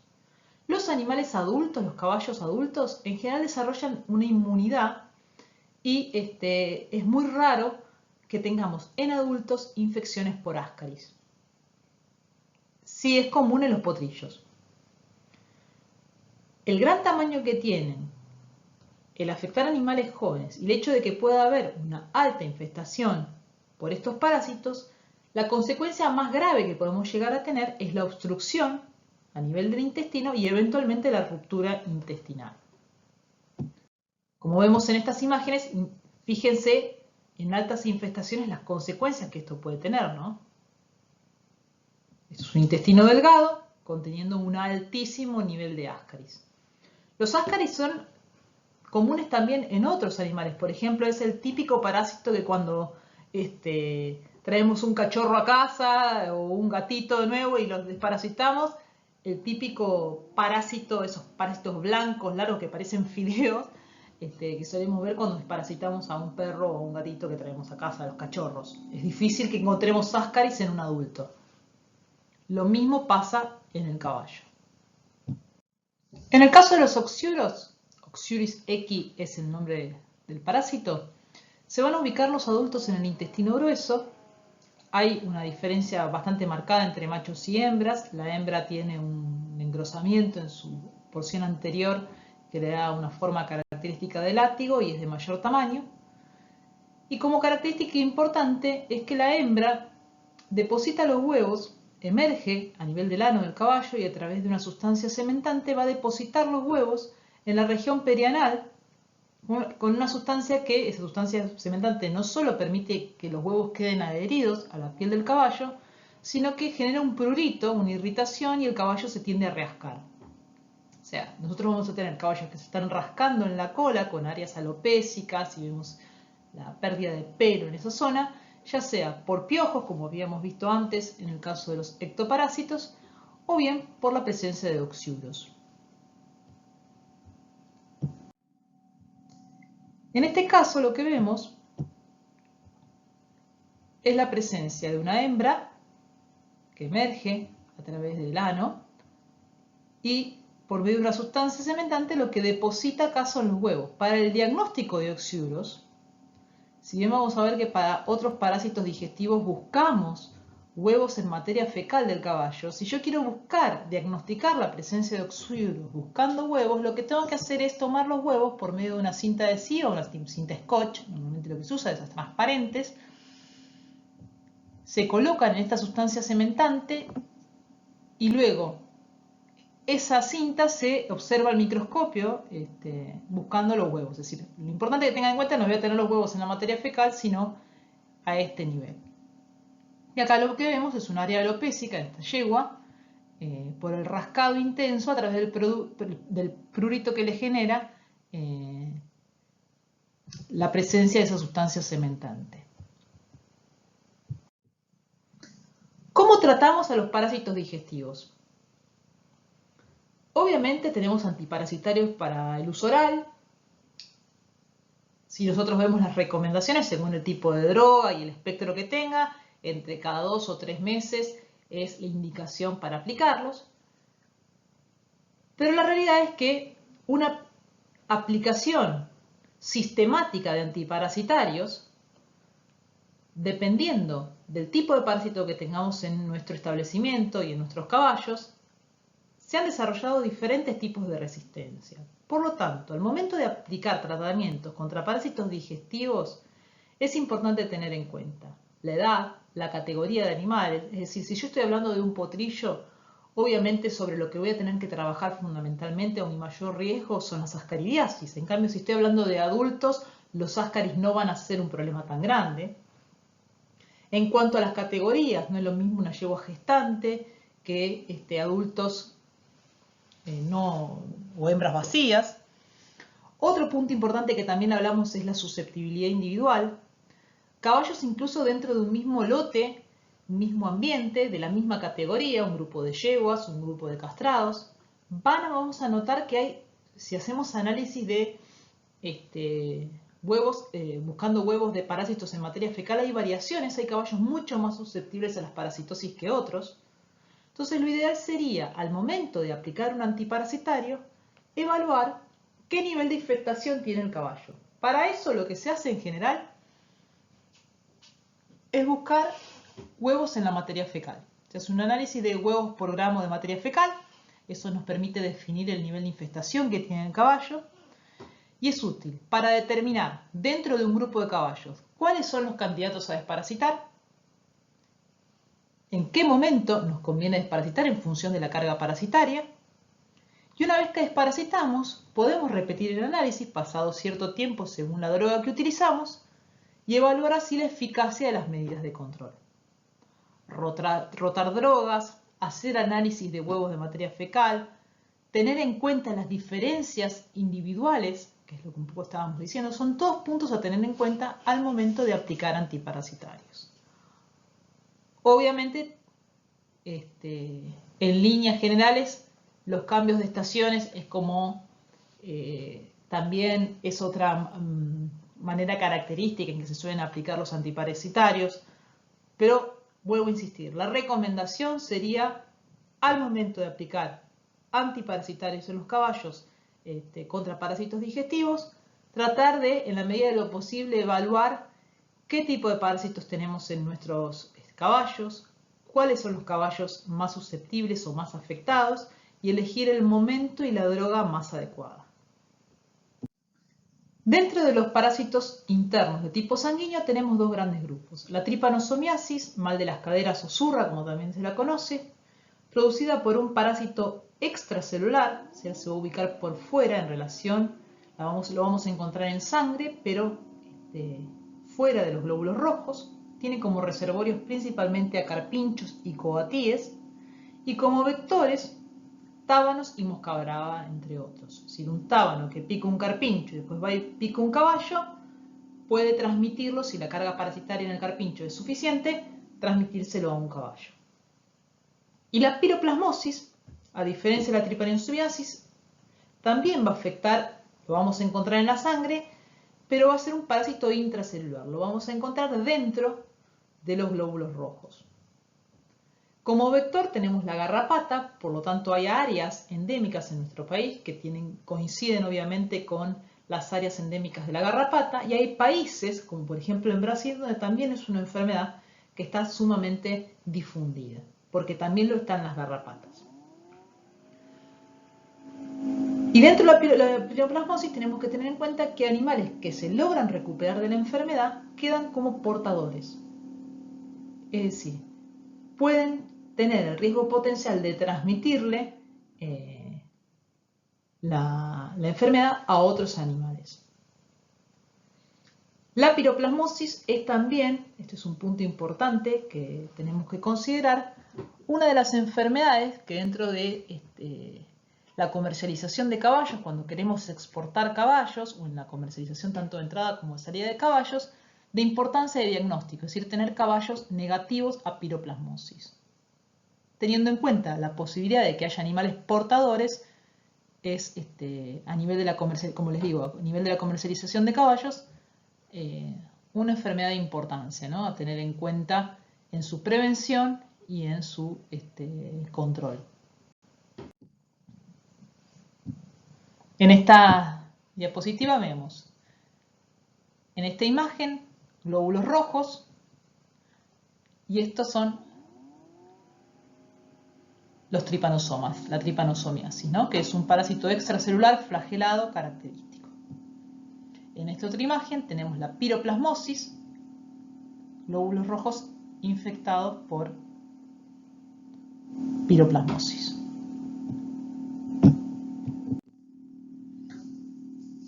Plan sanitario, acá ya vimos las enfermedades infecciosas, las parasitarias y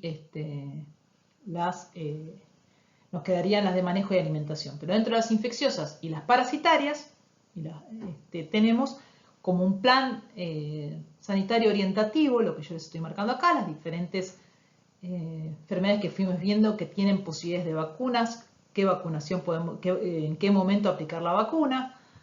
Acá resaltado tenemos la influenza, que es de vacunación obligatoria cada 3 meses para el traslado de caballos. El análisis negativo de anemia infecciosa equina, 60 días de vigencia para el traslado. Tener en cuenta lo que veíamos de las zonas libres y las zonas no libres en nuestro país, eso ya lo vimos. Y en cuanto a la desparasitación, si bien acá figura otoño y primavera como las épocas de cambio de estación para desparasitar, vuelvo a insistir con lo que veíamos, en la actualidad la estrategia de desparasitación debería ir de la mano de un análisis correcto de los caballos en cuanto a la carga parasitaria que tienen, la droga adecuada para utilizar y el momento en que vamos a aplicar cada antiparasitario. El último grupo de enfermedades que vamos a ver son las enfermedades del manejo y la alimentación. Lo importante de tener en cuenta en estas enfermedades es el rol que nosotros cumplimos, tanto en que estas enfermedades se produzcan como en evitarlas. Está directamente relacionado en el modo en que nosotros, en el tipo de vida, digamos, o en las condiciones en que nosotros mantenemos a los caballos. Muy relacionadas, por ejemplo, con la estabulación, con una producción más intensiva, con la actividad deportiva del caballo, es decir, directamente en cómo nosotros, como les estoy diciendo, hacemos, le da las características de vida que nosotros le damos al caballo. Por lo tanto, es importante el rol que cumplimos, tanto en producirlas como en evitarlas. Los cólicos digestivos es la primera enfermedad de manejo de alimentación que vamos a ver, o abdomen agudo. Y aclaramos que es digestivo porque cólico en sí es un signo que es un dolor abdominal intenso. En este caso, lo que vamos a ver son los producidos por trastornos a nivel del tracto gastrointestinal y que tienen que ver directamente con el manejo que nosotros hacemos de los caballos.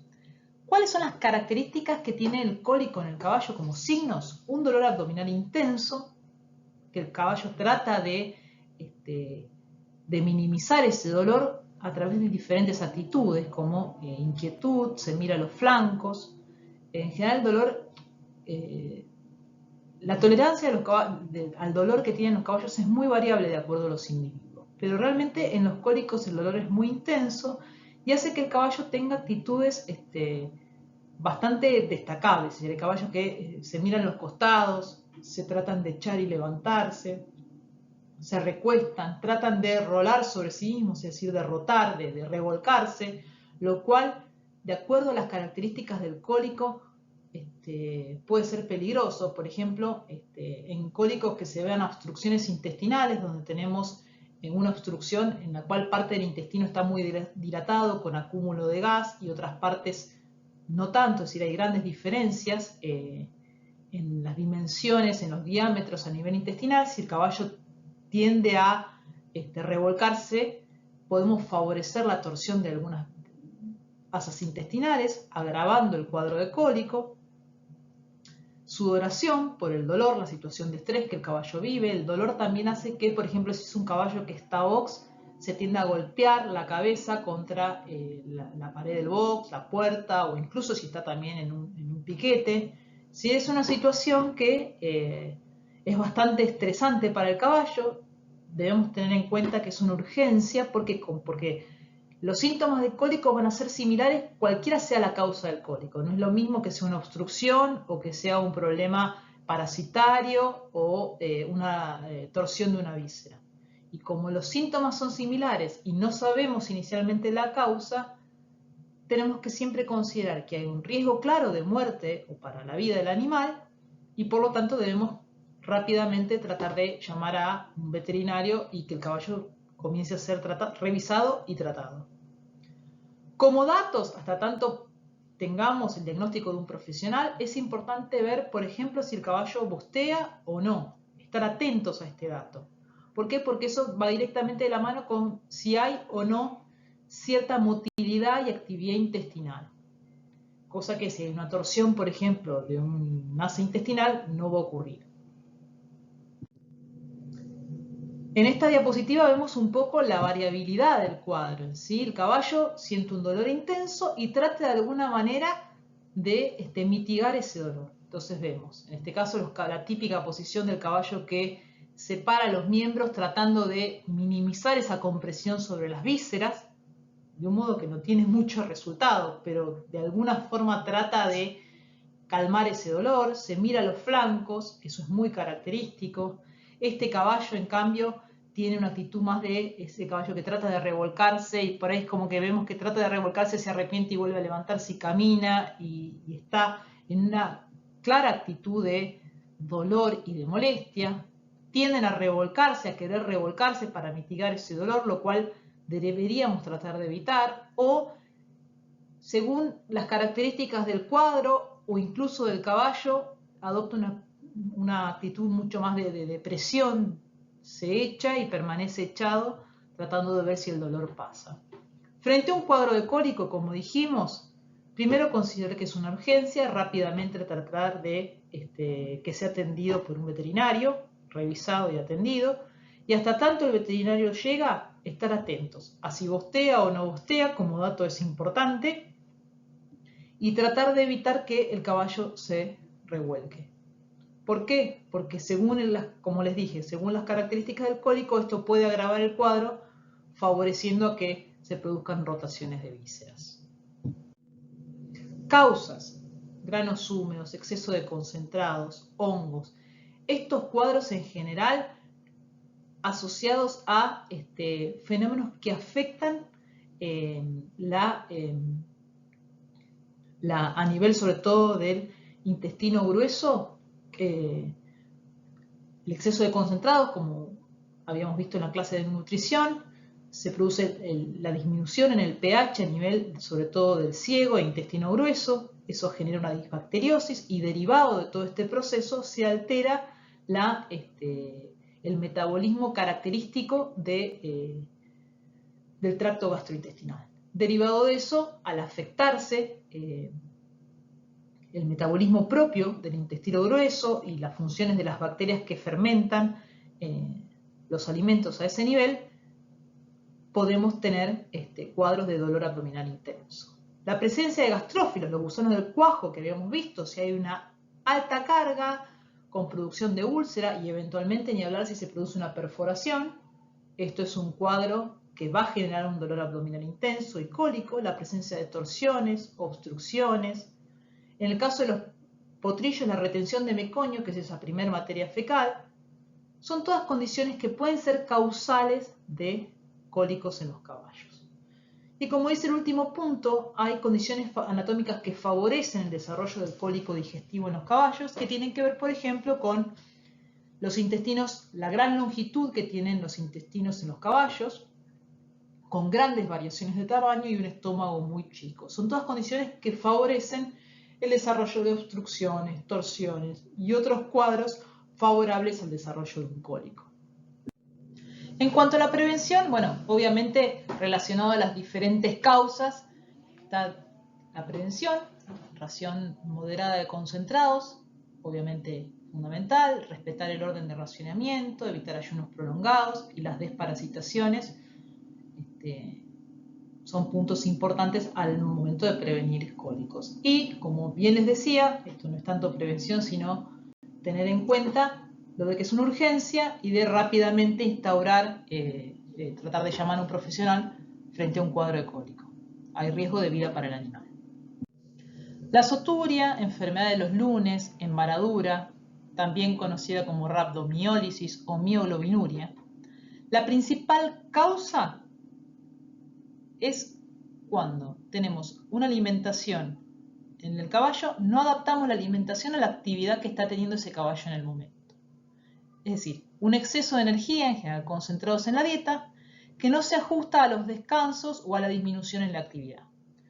Supongamos que yo tengo como un ejemplo un caballo en un club de equitación sometido a una dieta adaptada a la actividad que ese caballo estaba teniendo, de salto, de vareo diario o lo que fuere. Y eventualmente ese caballo sufre una lesión y tiene que estar parado o en descanso un cierto periodo de tiempo. Si a ese caballo yo no le adapto la dieta bajando el nivel de energía, considerando que su nivel de actividad va a ser menor, tengo un alto riesgo de que cuando ese caballo retome la actividad, al tener ese exceso de energía durante ese periodo de tiempo en el que no tuvo una alta actividad física como la que venía teniendo, se produzca frente al retorno a la actividad esta afección, que es la soturia o embaradura. Otras causas son los desequilibrios electrolíticos, hormonales, deficiencia de vitamina E y selenio. Se caracteriza fundamentalmente por la lesión a nivel de las fibras musculares. Hay ruptura de fibras musculares, liberación de mioglobina, que es un componente de las fibras musculares que interviene directamente en la contracción, y esa mioglobina pasa a la orina y por eso como una de las denominaciones es mioglobinuria, da una orina de color oscuro característico. ¿Cuáles van a ser los signos derivados de ese daño a nivel de las fibras musculares en forma masiva? Cuando el caballo retoma cierta actividad y venía con una concentración de energía que no estaba adaptada a los niveles de actividad que venía teniendo, son una serie de signos característicos. ¿Cuáles van a ser? Rigidez, esa lesión de las fibras musculares va a generar como una contractura generalizada. El caballo va a estar, por eso el nombre de la denominación también como de embaradura, no quiere caminar o lo hace con dificultad. orina oscura por la ruptura de fibras musculares y la liberación de mioglobina. Y a la palpación de los músculos podemos notarlos como rígidos, duros y con dolor. Tratamiento. El tratamiento fundamentalmente tiene que ver fluidoterapia, es decir, administración de fluidos a nivel endovenoso, disminuir la ración, dar descanso al caballo e ir retomando la actividad lentamente para dar tiempo a que se produzca una reparación adecuada de esas fibras musculares que se dañaron. Hay que tener en cuenta que caballos que han desarrollado este cuadro suele haber recurrencia, es decir, hay una alta probabilidad de que puedan repetir el cuadro, por eso es importante prevenir.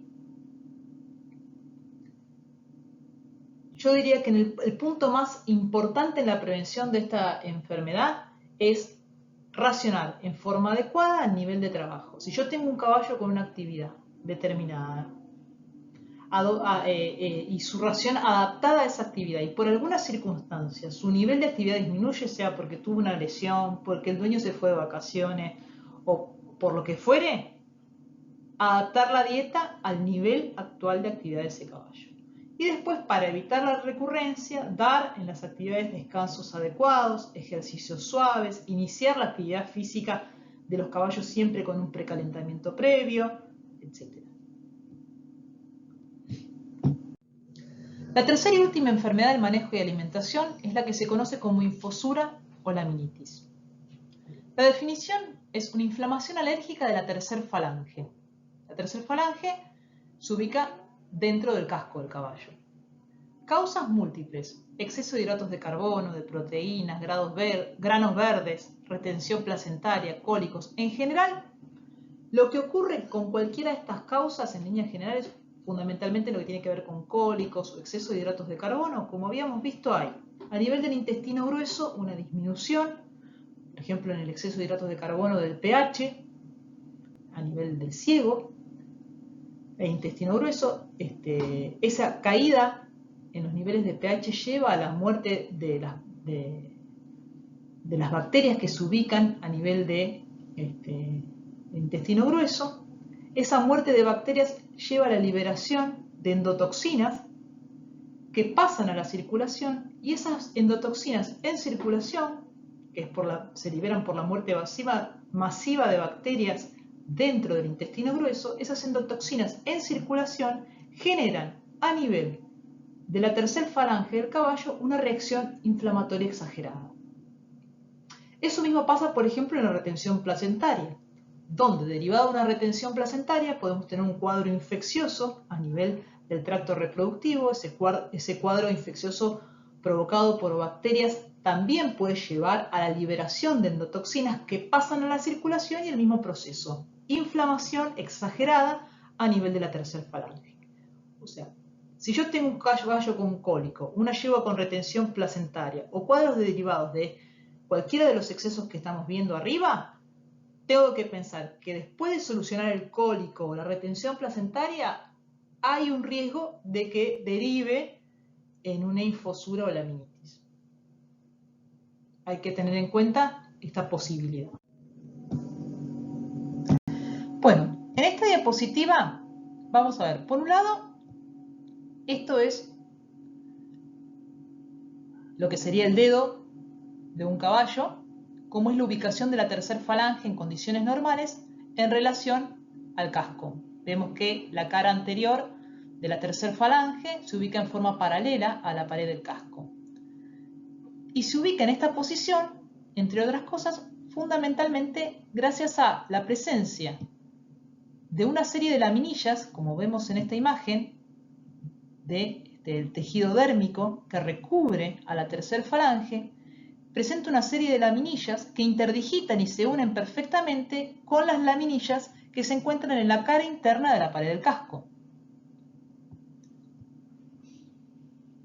Cuando un caballo tiene infosura o laminitis sería la inflamación de estas láminas que estamos viendo acá, lo que se ve afectado debido a esa inflamación exagerada es la unión entre estas laminillas y la pared del casco. La inflamación va a afectar a nivel circulatorio estas laminillas, se acumula líquido, ese líquido al estar dentro del casco no puede drenar hacia ningún lado fácilmente, entonces esta unión entre las laminillas que recubren la tercer falange con la cara interna del casco, se rompe esa unión y ¿qué pasa? Como vemos acá lo que tenemos es el tendón de un músculo extensor del dedo del caballo y músculos flexores.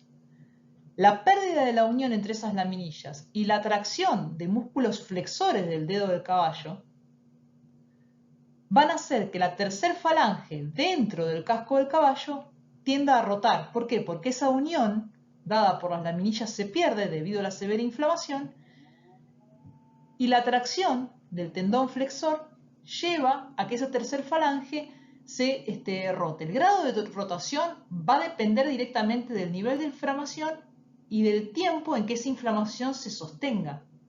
Cuanto más tiempo permanezca esa inflamación y más tardemos nosotros en actuar, mayor riesgo de rotación de la tercer falange. Por eso tenemos un grado bajo, lo que está en rojo sería el nivel de rotación. Vean cómo el paralelismo que había entre la tercer falange y la pared del casco se va perdiendo. Este es un nivel bajo de rotación, moderado y grave. En los casos más graves, donde la rotación de la tercer falange es tal, podemos tener el riesgo, como ocurre en esta foto que vemos acá, que se perfore la suela del casco, vamos a tener el ingreso de contaminación a nivel del interior en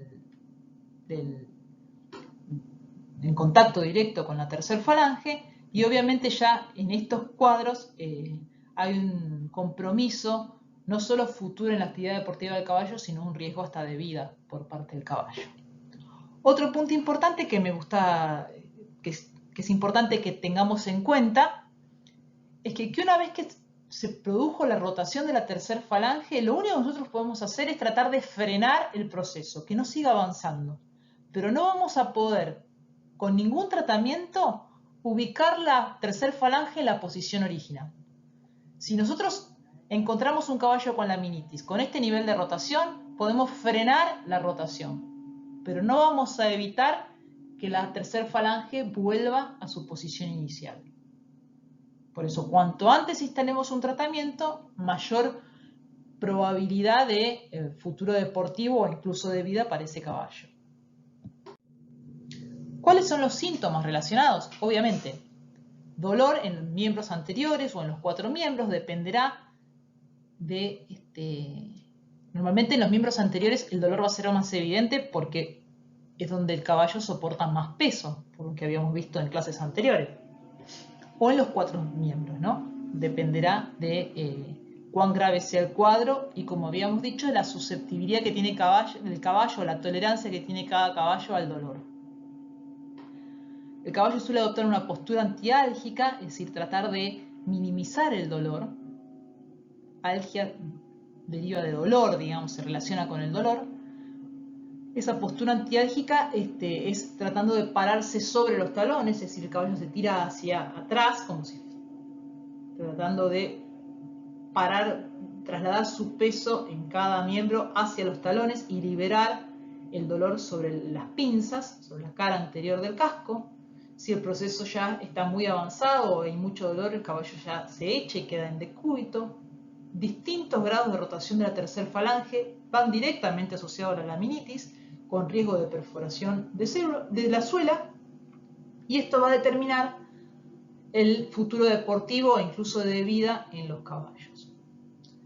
Y caballos que se recuperan, que logran superar la fase aguda, que serían los síntomas que describimos hasta ahora, pasan un cuadro crónico de infosura que tiene que ver con el hecho de que esa tercer falange haya rotado, de acuerdo al grado de rotación que haya tenido, va a modificar indefectiblemente las características del crecimiento de ese casco. Por lo tanto, vamos a tener cascos deformados en mayor o menor medida en caballos que han tenido laminitis.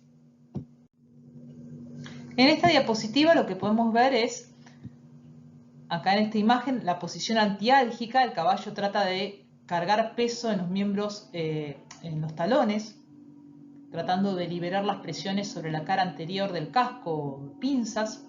Vemos acá que es una yegua con una cría al pie, o sea que por ahí podríamos pensar en que ha tenido, por ejemplo, una retención placentaria y derivada de esa retención placentaria, como consecuencia, una vez resuelto el cuadro, derivó en una infosura, como les decía. O sea, por poner un ejemplo, la verdad que no lo sé si es el cuadro o no, pero es característico que esté con una cría al pie y un potrillo de poco tiempo de vida.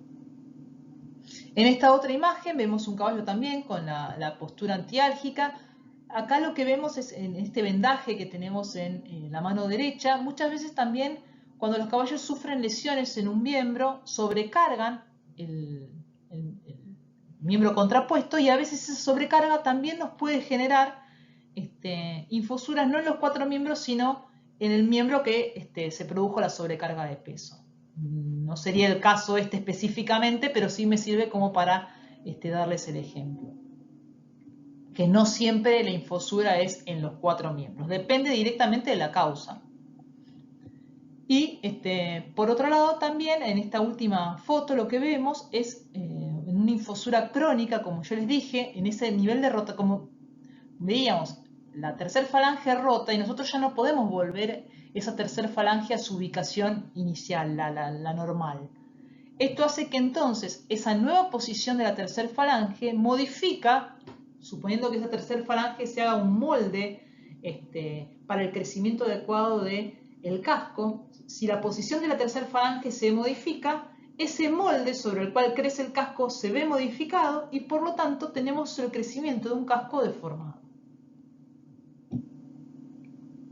Hay distintos niveles, es decir, en algunos caballos incluso se ve lo que se llama como zapato chino, es decir, a nivel de las pinzas el crecimiento es mucho más, se va hacia arriba, es muy característico. Sobre todo pasa mucho, por ejemplo, en los petizos, en los ponis. En cuanto al tratamiento, distinto si es el cuadro agudo o el crónico. En el cuadro agudo, tratar de frenar la rotación de esa tercera falange, tratar de actuar obviamente sobre la causa, si fue un cólico o una retención placentaria o lo que sea que disparó la infosura, pero después tenemos que tratar de frenar la rotación de esa tercera falange. ¿Cómo? Relajar la presión en pinzas,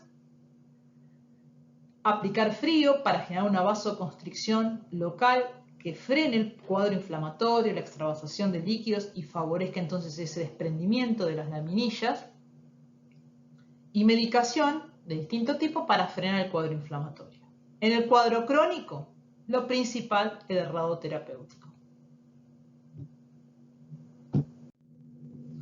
Bueno, hasta acá un poco un paneo de las enfermedades más importantes que afectan la producción equina. Ahí está mi mail para cualquier consulta y todas las vías que ya vieron, ya conocen respecto a la cátedra. Bueno, espero que haya sido útil y llevadera esta clase. Que tengan un buen día.